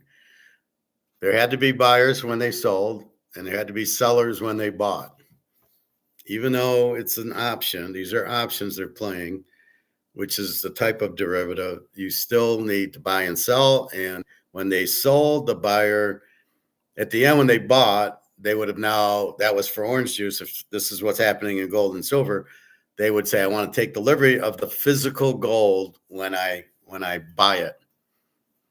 And so JP Morgan's fucking around selling, and everybody sells. And now, but then people buy, and when they buy, they want delivery. They want the physical gold and silver, because nobody's getting orange juice from this, right? This is not, but I don't know how it sets the price. You're at 102. This crop report's coming out, which is favorable. So you would have known the weather wasn't bad. What drives it up to 140? Everybody's buying. Then they start selling, and then everybody, they sell it down, and everybody's buying back. No, everybody's selling it to them. So they're buying at 29 and everybody's selling. Now, the difference is you don't ask for delivery, where gold and silver you would. So in silver, there is no asking for delivery. So they don't, but they owe 30,000 tons. So this is why it's not a free market for gold and silver, just like there's not a free market for orange juice.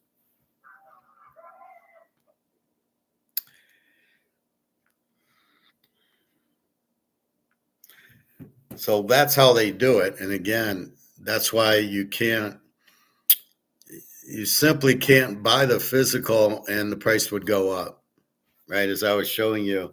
So even if I bought this at $36.50, the price doesn't go to $36.50. But if I buy this at $10,000, the price would go to $10,000. That's the difference between free market and derivative bullshit, JP Morgan style. So let's see, we're looking at half ounces. I have this kangaroo, 1811. It's smaller.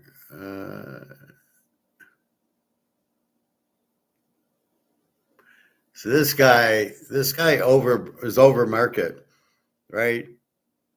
Even 1911, I think most of these, like here, they're selling. I can buy this for 1870, right? Half ounce Eagle from Pinehurst, 1870. Buy it now. What the fuck is this guy doing? He's running an auction over market at $2,000 Oh, he's cute, 1999. Like that's going to make me buy it. And you see no bids. So the market's here and he's selling it here. He's selling it at 2,000. The market's sitting there at 1,800. What are you doing? That's why you got no bids, because you have no market. You've got to come down to 1877 and do this. This is not, there's too many buy it nows in gold and silver. You don't run auctions. You're not going to get any more in an auction than what I could. If I could get 18, what is it? I can get 1870. So the market's 1870. Why are you at 2000? Why are you running an auction? It'll never get there because I can buy it now at 1870. Maybe if you ran your auction at 1860, the most you're going to get is 1870 because I can buy it for 1870. This is not where you do auctions.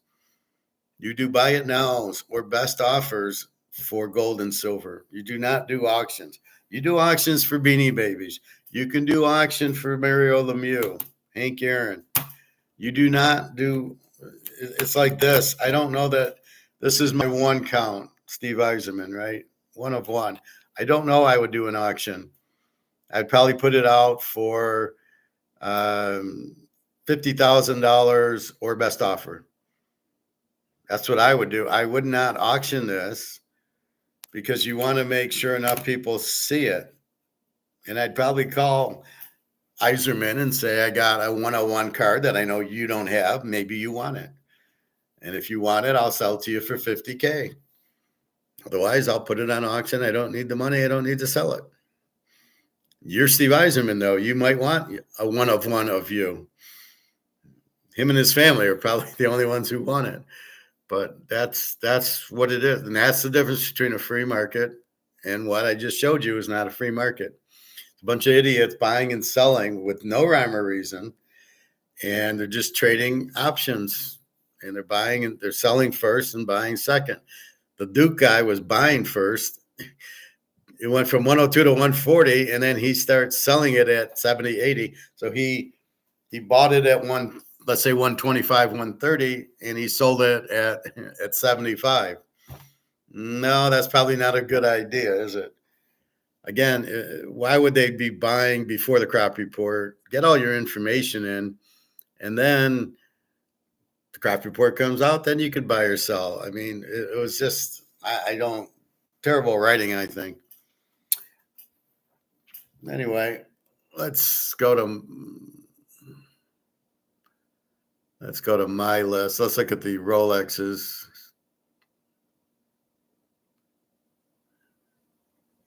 PSA 4 Mantle, 140,000. Not a good card, but it's the right player, and it's his rookie card. Babe Ruth. It's not even graded. It's just authentic, 33,000. It's probably a piece of crap, but it's Babe Ruth. If you got the right player, that's the most important.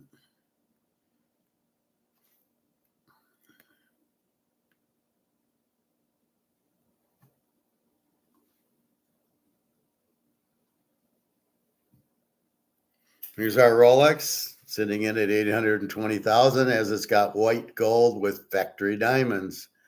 It's the gold and the diamonds that really make it, and it's, I'm sure, very limited. 820 grand. The Brady 10-count rookie, 4,500,000. The right player and the right limited at 10 creates huge demand. The guy, I don't know, he hasn't sold it yet. It's $100 shipping. So there you go, profit. For $4 million, it's only $100 shipping, which I assume includes insurance. So that's what's going on.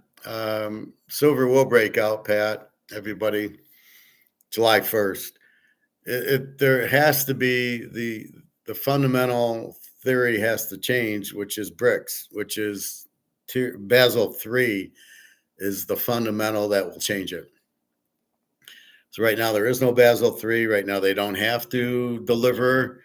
So the U.S. is not delivering, and they have all these derivatives that they're fucked with, that the price will never they can't get out of the derivative. So like where Eddie Murphy, where they sold at 142, and the price goes, well, let's take the Duke and Duke guy, right? He buys at 102 and 120 and 130, and now it's down to 29. So he doesn't buy yet. He doesn't sell yet, right? He bought it at let's say 125. It's 29. He doesn't sell yet. He's waiting for the price to go over the 129, which it won't do. So therefore, he doesn't put in his sell. It will expire. That's what they're doing in silver. They sold it at 29 or 25, 24, 23. They sold all these contracts, waiting to buy at 20, 19, 18, right? So they can sell at 22, buy it at 18. The problem is they can't get it to 18 or 20 or 21 to get out of the positions. So they've done all this selling at 25, 24, 23 with the thought it would go down because they're thinking they can price fix it. They don't understand Brics is out there buying the shit out of it. And all the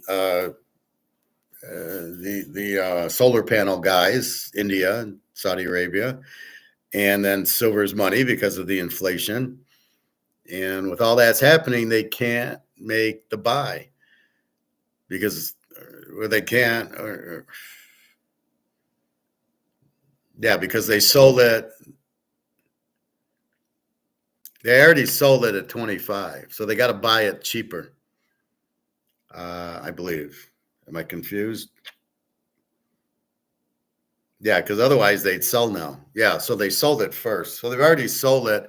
They need to make the money, like Eddie Murphy 142 bought it at 29.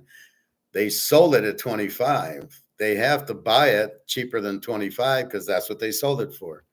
So sell at 25, 24 for a bunch of silver. You can't buy it at 32 when you sold it at 25. And that's what we have by the 8 billion banks. And that's why I don't know if there's an expiration date, or I think it's when it goes over 35, they're fucked because they have to buy. At that point, they have to buy. So you're going to pay 35 a contract, which is, I don't know, 500 contracts or whatever. But you've sold it at 25. That's not good math. Wait a minute. I sold at 25. I got to buy it at 20. I can't buy it at 35. That's why they won't let the price run at 35. But when Basel III hits and it's a tier 1, they won't have a choice. You're going to see the price go up. So it's got nothing to do with China fixing the price, as Alligator thinks. It's got everything to do with the Duke and Duke guys being forced to finally buy over what they sold it for. So again, in options, you can sell first and then buy. You sell because you think the price is going down. Price didn't go down. The Duke and Dukes are fucked. And that's what you have there. And that is silver right now, right? I sold it at 25 and I'm going to buy. I can't buy it at 35. I have to buy it under 25. It'll never go there because of all the demand from Brics. So they're fucked, but they keep fighting to not let the price, because they're all going to go bankrupt. They've got millions and millions of options, and they're in for billions and billions of dollars they're going to lose by buying at 35 and selling it at 25. Who does that? Who's stupid? I'm going to buy this card at 1,000 and sell it at 500. Who does that? Nobody does that. So that's what is going on. That's why silver's staying. But do we know it's going to go up? Absolutely. We know because of tier 1. So do we go run out and buy silver at 32? Absolutely. We're going to buy it at 32 and sell it when it hits 1,000. Because once it breaks 35, 36, all the banks blow up because they have to then buy. So I don't know the details of the option. I mean, they sold at 25. Maybe they're all buying at 35. I don't know. But they won't let it get to that point where they have to buy it. That's what's happening in silver. So these banks are fucked because it ain't going down because there's too much demand, and it is money, and silver will be priced in money. And Alligator can't. He's like an idiot. Oh, well, I don't know why. I'm a legend in my own mind. I hate when they call these guys legends. Give me a break. He's a legend, and he doesn't even understand the derivative. Oh, China's controlling it. No, they're not. China is going to the mine to buy it, and JP Morgan helps. That's not price fixing. That's China looking to buy silver, and they go to the mine to buy it. It is not price fixing it. And JP Morgan is giving them the thing because they're buying tons. That's got nothing to do with Comex or price fixing it. That's China buying more silver, and they can't get it anywhere but go to the mine. So they go to the mine. They give me all your whatever they call the dory, and then JP Morgan pays them, and then it goes to Switzerland, and they turn it into nice, pretty bars and coins, and it goes to China. That's how China. That's how China buys it. They go to the mine. That is not price fixing.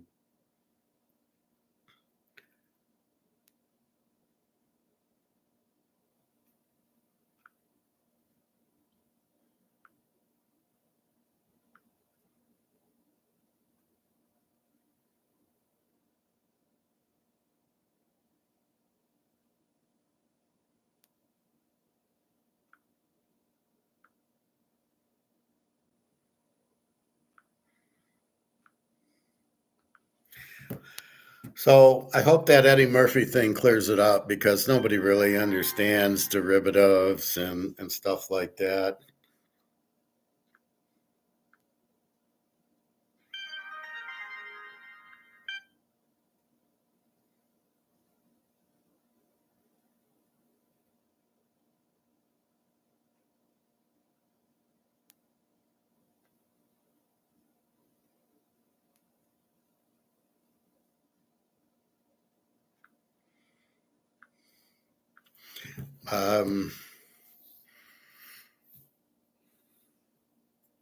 What was what, Prophet? Would you want to read my WhatsApp? Sorry. The debt markets are collapsing. Yeah, because you can't afford it. And interest rates, I watched something with the interest rates. Why aren't they going down? Because of the inflation. All right, let's put inflation to bed. It is not 3%. Inflation's printing the money. And by printing the money, you cannot get a percentage. What they're trying to do is say it's prices and it's year over year is how they want to is how they want to measure inflation. Well, first of all, it's dead wrong. You cannot measure inflation because you cannot measure, it's not prices. And if it was prices, we'd have to go back to 1971 for a 10-cent bottle, a can of Pepsi. That is now $3. And every 10 cents is 100% inflation. So you cannot measure inflation year over year by prices. You can't really measure it. It's how much money is printed, and you keep printing money to pay the debt, $1 trillion a year, and the defense and the budget that you can't balance. You have too much government, and then you got to pay Social Security, Medicare, and then you got to pay all the government employees. Where are you getting the money from it? You're spending much more than you're taking in. And why are you taxing us? So you're doing tariffs as taxes, and it's backfiring because it never works. It's not the way to do it. The only way you got out of this is with gold and making it run, getting Comex out of the fucking way and letting it go to 20, 30,000 an ounce and getting enough ounces to pay off 37 trillion. That's your only out, period. Maybe diamonds, maybe Mickey Mantle cards, Rolexes. It's basically gold and silver. Yeah, maybe diamonds would work. Getting enough to get $37 trillion worth to pay off because you can't print money for it. That's why they haven't printed the money. And there's no gold in Fort Knox. That's why you'll never see an audit. What are they going to show you? Here, you see all this gold? It's owned by China. Or there is no gold in here. Trump, somebody stole it. Nobody stole it. It's a fucking military base. I just heard my name called, but I was busy with something else at the time. Something about gold, I'm guessing. I didn't say your name. I don't know who did. No, I haven't said profit. Maybe half hour ago, maybe, but I don't remember. Maybe I was talking about your bars. Basically, there's many markets. I mean, so the big thing we learn out of eBay is there's 20, 30, 40 different markets for the ounce of gold. And is it US, Canadian, Maple Leaf, or Cougaran, or Philharmonic, or British, like whoever's got the gold.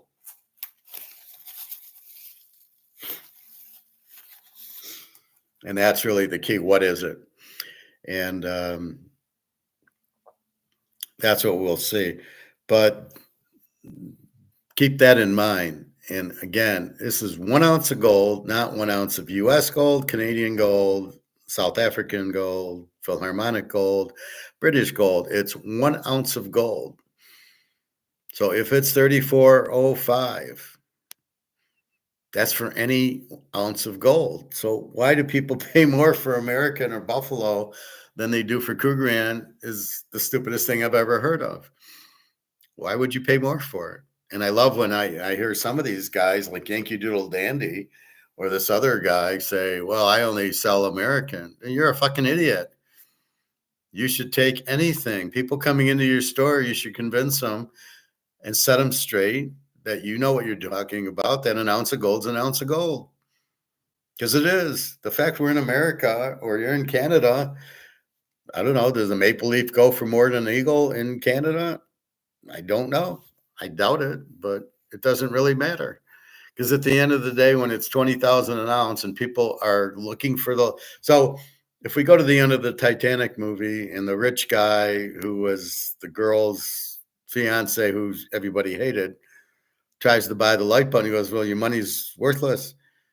But what did they do? They ran out of lifeboats. So all of a sudden, the lifeboat became very valuable because there wasn't any more left.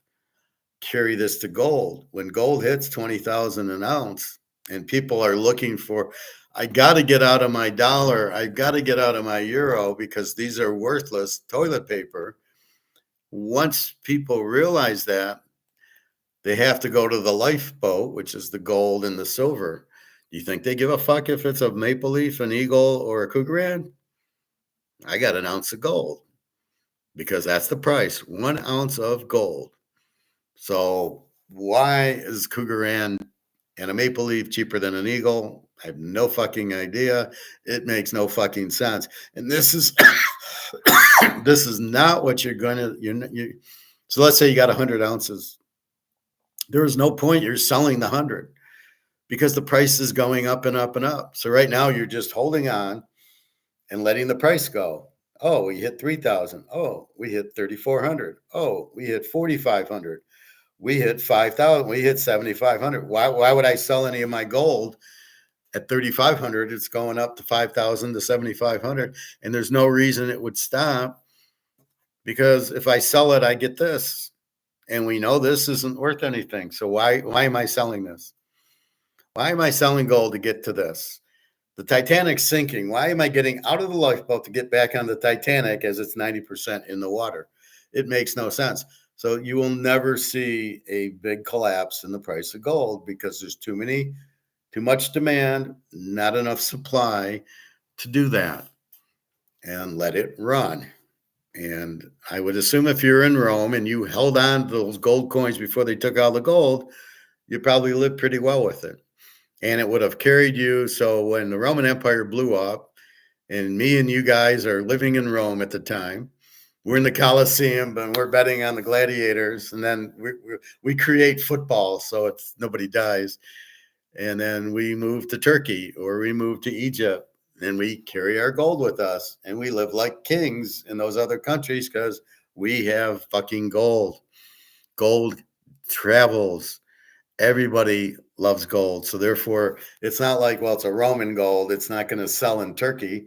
Fuck, the turkeys love it too. They'll take it. Oh, it's Julius Caesar. I'll give you a premium for it. They do have Julius Caesar face on gold. Good luck finding it, but he did that. So that's where you're at with it. So there's no, why would you sell it? The only reason is if you had a bill that you needed to pay or you maybe needed money for food. Now, what should happen if I'm running it, I dump this and I get gold. Now, if I can't get gold, I come out with US number 2. That's what the Germans did. Bundesbank or the Reichsbank was printing and printing and printing to pay off the debt for World War I, and it inflated it to zero. Then the Deutsche Bank took out and printed Deutschmarks to replace the Reichsmarks, and that settled the inflation for a while. By 1932, so this was 1923, by 1932, probably before then, Germany was bankrupt again because it still wasn't backed by gold. And introduce Hitler and introduce, I'll give everybody a job and a uniform and let's go to war because we're broke. That's why they blitzkrieg, because they were broke. They had no choice. Who has gold? Oh, Czechoslovakia. Let's go invade them. They have gold. Poland, they have gold. Oh, let's go to Brussels and let's go to France. They have gold. And basically he was just stealing. He was basically a bank robber. He was going in with his army and finding out who had the most gold and going there. So if you didn't have gold, you were probably safe with Hitler. And then he put it under the salt mines, as you see in Monument Men, where all the gold is sitting underneath, and there's a ton of it. And that's what he stole, and the paintings too. So that's the whole point of what Hitler did. And so gold travels, right? He didn't care if it was from Czechoslovakia or Poland or Finland. He didn't care where the gold came from. It was gold, and it was all, he probably had Julius Caesar gold with him. It was gold. That's what thing. Now he might have, see, what they do sometimes is they'll send it to Switzerland to get remade. And what the Swiss does is they'll take the gold and now it's Nazi gold. So if you had Nazi gold, you don't want Nazi gold, you'd go to Switzerland and say, give me, put an American eagle on it. I don't want to see the swastika on my gold. And then they would redo the gold. That's what Switzerland does. So when Chinese is taking Dory from a silver mine, they're making it into bars, and they'll put the China logo on it and serial number, and that's what they do. That's what Switzerland does. They refine the gold. That's what I was looking. They'll refine it and create the bars and the coins with it. So that's why you go to Switzerland, because you don't like, and that's the beauty of gold. You can change it. You melt it down, you come back, and then you do your little stamp on it, and off you go. And that's the beauty of gold and silver. You just keep doing that. And so that's why you don't see much Nazi gold and probably not a lot of Roman gold or whoever. Turkey had it next. France, Spain, all of these countries had it. And then I don't understand them. I guess they think we're invincible. We've got the gold. They go to war and it's expensive and they start selling the gold. That's what Britain did, right? That's how Britain got off the gold standard. They got it. And then World War I was very expensive. They didn't have money. What happened to your money? And so they gave us the gold for our weapons. And that's why we got the gold and they didn't. And then we became the leader. So whoever gets the gold is the leader. So China is the next. And but Russia will be a close second. But I don't see, it'll never work for China because they're communist. You need a market. That's why Spain went out. You never have any productivity. They had all the they had the gold, but they didn't make the people weren't productive. That's what happened in Venezuela. They had the oil, right? And they're very rich in oil, but they never developed anything. And that's so they didn't develop the people into being finance guys and doctors and IT guys. And that's what Saudi Arabia is running into. They have all the oil and they're rich, but once the oil goes, they're poor because they're not developing their people. The people are just sitting back on, I get all this money from the government because we got oil and everybody's buying our oil. And so they don't try to improve. And that's why you need to increase your productivity. That keeps your civilization going. We do that well here, even though we do have oil. We did have gold, but not anymore. So that's where we're headed to. We're headed to a lot of Chinese food and a lot of Russian food. And that's it. That's exactly what we're about to see. There's nothing Trump can do. And if it was me, I'd get rid of the Soros guy, Scott guy, and I would just be trying to buy as much gold as I can, and then letting the price run up. It's the only answer is gold. That's it. Or any other real asset. Well, you can buy Rolexes, Picasso's in the White House.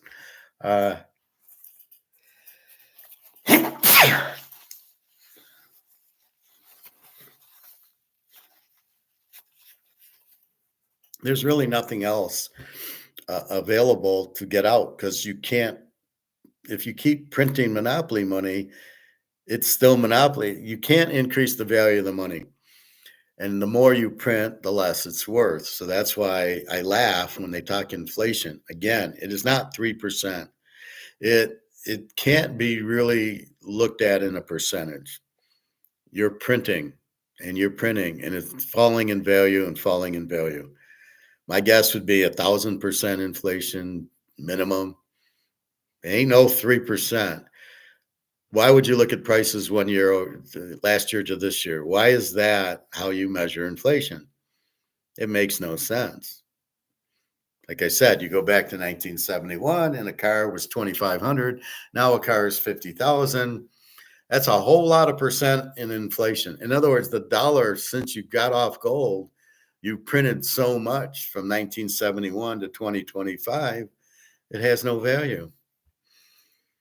And as you print it, people don't want it.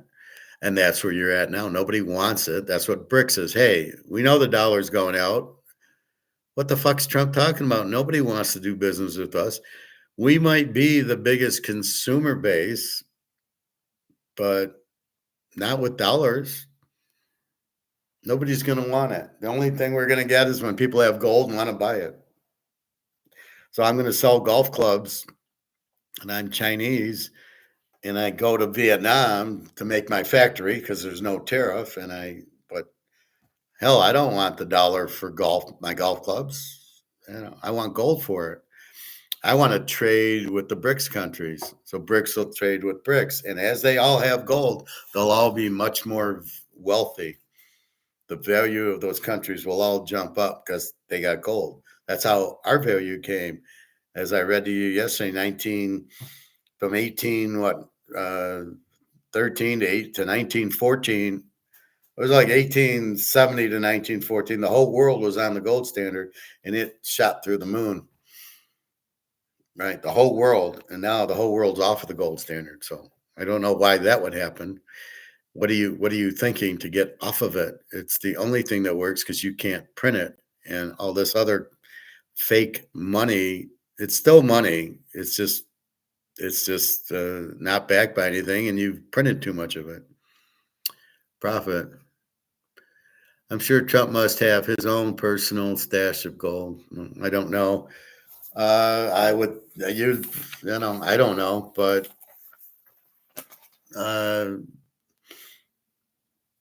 he makes comments like, "Well, we'll be the richest country, or we'll all get rich." Yeah, if you have gold, you'll get rich. But what Trump's doing with these tariffs is a joke. You're killing the economy. So I don't know where we end up. I don't know if you want to live in America with no currency and be a third world country, or you want to move to a Brics country, maybe Brazil, maybe it's Russia. I'll tell you, at least with Putin, I know where I stand. I don't know. He's not a bad guy. He doesn't seem to appear to be. He's just getting his land back, but he's not the villain they're making him out to be. And I at least I know, like, Daria likes him. I says, I like him too. At least I know what I've got. At least he's firm and protected. Now, I don't know what it's like living there. I know there's a rich class and a poor class, and that's what you have. So I don't know really what's going on there. I have to talk to Daria more when we're together. But Moscow's very well, a lot of rich cars and a lot of places, and then that's your oligarchs, and then you've got the real poor. Most of the country's really poor. So again, gold is the great equalizer. and the gold value is going to the moon. So that's why you hold the gold, because you're buying it at 3,400 now, and you know it's going to be 10,000. And silver too. You're buying it at 34, but it's going to go to 1,000 easy. And I love how people try to put a price out. Well, it'll go up to 400 or 300. Based on what? I'm basing it on demand worldwide, that the gold is getting too expensive, and that most of the people are not millionaires that need money. Most of the people are going to lose their ass with their 401ks. When the 401ks bust and all these pensions go out, I mean, people are going to get, they're going to get fucked, and I can't help them because they won't listen, because they got 500K in their 401K. They won't listen. They don't know. They're stupid. They don't realize it's not worth anything. It's a magic show. So I don't know what to say. I can't. All I can say is sell it and buy gold. But the point is, why would you want to take a risk? You're taking a huge risk in your 401k. In stocks, you're taking a risk. In Bitcoin, it's not even real. Bitcoin. I love that. Well, it's worth 90,000. I noticed it went down another 4 or 5,000 yesterday. It was like 97. Now it's like 93. Do you know why it's going up and down? No, but it said 90. You're a fucking idiot. Can you show me a Bitcoin? No. You don't even know what it looks like, and you can't even show it to me. And yet somehow it's worth 90,000 for what? Here? Well, Trump's making us the Bitcoin capital of the world. Yeah. And Madoff made us the Madoff capital of the world. He was all over the world, Madoff. Yeah, but he didn't sell, he didn't have anything. Then there was Bankman Friedman, and then there was another guy. There was the one coin queen who, it was all fake. So tell me, at what point do you show me one that's actually worked, that was actually real? Oh, well, Bitcoin's different than OneCoin, than all these other Ponzi schemes, than Madoff. And yet people keep running in. People are so stupid. They want to make money cheaply, quickly, without any effort. Oh, Bitcoin's up, I'll buy Bitcoin, because I don't have to do any effort. I'll just make money.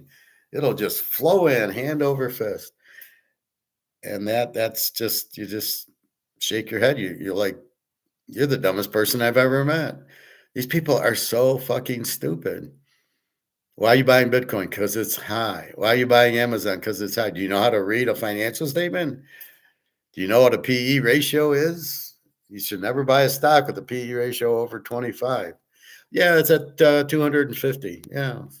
Okay. Good luck on that. Anyway, let's take our last look at gold. Basketball again. Big bet on Cleveland in a must-win, down 1-0. I believe it's Cleveland. Baseball, the bets. The Dodgers over 9.5, 3 units. Boston over 9, 2 units. San Diego, 2 units. 49ers under 8, 3 units. Pitt under 7. Scanes is going, 2 units. Detroit over 9.5, playing in Colorado. And we got Verlander for the 49ers against Colin Ray with the ERA under 2. So we got 2 stud aces going. Enough said. All right, let's go to gold.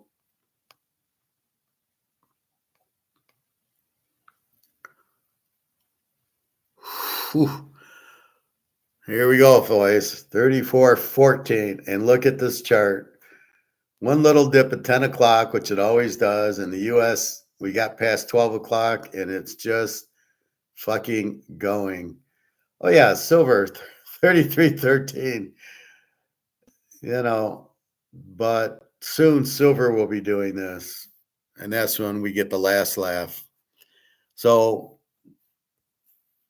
first you buy, like we bought all the gold, 1,700, 1,800, 1,900, 2,000, buy. And now we just sit back and enjoy 34.14. This thing might end up close to 3,500, because if the U.S. is buying, what do you think China does when they get in? So China comes in about 5:30, and they're going to be buying more. Jesus, 34.50 now, 33.14 silver. Unbelievable. It's good to be king. But this is what's going to happen in silver. You're going to see it start to run for the same reasons gold's running. The dollar's gone because silver is money. And that's the point. It's secondary to gold, but it's in the Constitution. It's real money. And that's the point. Silver will make this kind of run. And so it's waiting for us at $33 an ounce. It's sitting there waiting, going, hello, I'm going to run to $1,000, just like gold's running from 1800. It's 3,400 and keeps going. There's no pullback. This is not a stock. Please understand, this is money. This is protection. This is an investment. This is huge profit, but it is not a stock. This is not, oh, now I'm going to sell. This is not what you sell. This is totally different. This is money. You are not buying it to sell. You're not buying it to take profit. This is not Intel or Microsoft where you buy, it goes up, and then you sell it. And then you try to buy another stock. This is not a stock. This is the best investment you can make. This is a lock. This is Joe Montana in his prime. This is Lawrence Taylor. This is a fucking lie. This is the 85 Bears. They ain't losing. Well, I call the Miami loss, but they're not losing. This is the point. You're not going to lose with gold. It's not going down. You don't have to worry about profit taking because there's no profit taking. This is just simply buying gold, physical. And again, we're playing Comex, but I think most of the suckers are out. They went out when it went down to 32. And now here we go, run, run, run. So now we understand. We understand what happened. It never went to 35, but there was only one player. China was buying, but there wasn't this. This you can see the ebb and flows. This is real. This is not going to be pulled back. You'll never see 3,200 again.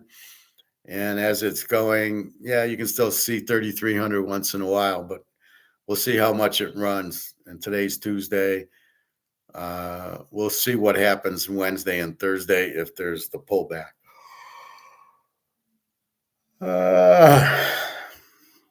So that's what's happening. So just keep buying.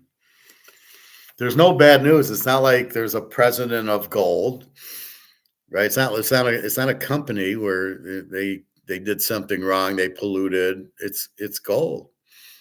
It's already there, and my best advice is to buy it and hold it. Buy physical and hold it, and nobody can fuck with you. We saw attack on Wall Street, and the guy had 60,000 in a real estate trust, and then it was zero because they delisted it. There is no delisting of gold. Gold is gold, right? China, it's in Brics' hands now, and just enjoy the ride. And you've got it in physical. Nobody can take it from you. In the U.S., there's not enough in the U.S. to go after us. If they do anything, they'll probably go after Bitcoin. They might go after the ETFs with gold and silver. It's far easier than trying to figure out who has it. They're not going after us.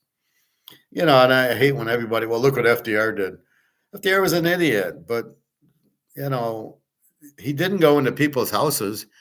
All he really did, which they don't tell you, is he went to the banks, and people stored the money in the banks. And so he took all the money out of the bank and gave you $20 for each ounce. But he just went to the banks for the money. There was no line. Nobody came into your house. We didn't go to the bank and say, here, gosh darn it, give me my 20. No, that's not what he did. And that's not what he's going to do now. If you have trouble, you buy a box, a moving type of storage facility with a lock that you're the only one, and maybe you put some in there.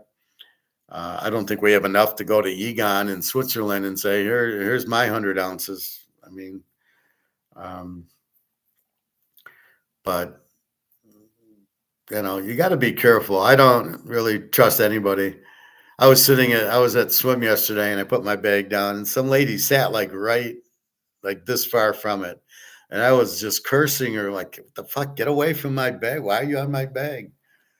And finally, when I finished, I just went up and got her wet. And, I was wet and grabbed my bag. And I was just so pissed because what if she walks off with my bag? I got my keys in it. I got my phone in it, my wallet in it. I'm fucked if she walks away with my with my with my bag. That's why I normally put it in a place where there's nobody around. And normally when I get there at 3, 4 in the afternoon, there's nobody there. Or very few people. Nobody's sitting, and nobody sits right next to your bag. They sit in their section 20 feet away. This lady was like this far away, like she's touching it. And I'm like, why are you on my bag? Like I almost got out and moved it, but I kept an eye on her and I told the lifeguard, keep an eye on my bag, please. Anyway. So Prophet is sure Trump must have his own personal stash of gold. How are you so sure, Prophet? You can't make those comments. You don't know. I know he likes gold and he probably does, but I'm not sure. I don't know Trump and I don't want to know him. You're fired. So anyway, that's what's going on. Anything else? So there's baseball, there's basketball, and there's gold. And the best bet is buy gold and silver. So I think I'm going to go buy some silver. I might go today. I get to get my unemployment check, and I got a nice $100 raise in it. So that's nice. So I might go, I'll just buy 10 ounces. So we'll see about that. All the oligarchs are heavy on the gold for sure. Well, you don't know that. Warren Buffett's not, and neither is Zuckerberg or Bill Gates. They don't understand. I think Gates has some silver. Buffett doesn't have anything. And do they have physical or paper? Don't be so sure. They don't. Their financial planners would never put them in gold, physical. They would all be in ETFs, which are worthless. So don't be so sure. Anyway, I think that's it. I'm going to have some lunch and then go to the pool. Have a good day. Just watch gold run, and off we go. So have a good time. All right, take care and enjoy your day. I'll see you tomorrow. Today's Tuesday, so enjoy. All right, take care, everybody. www.teaserking.com if you need my email.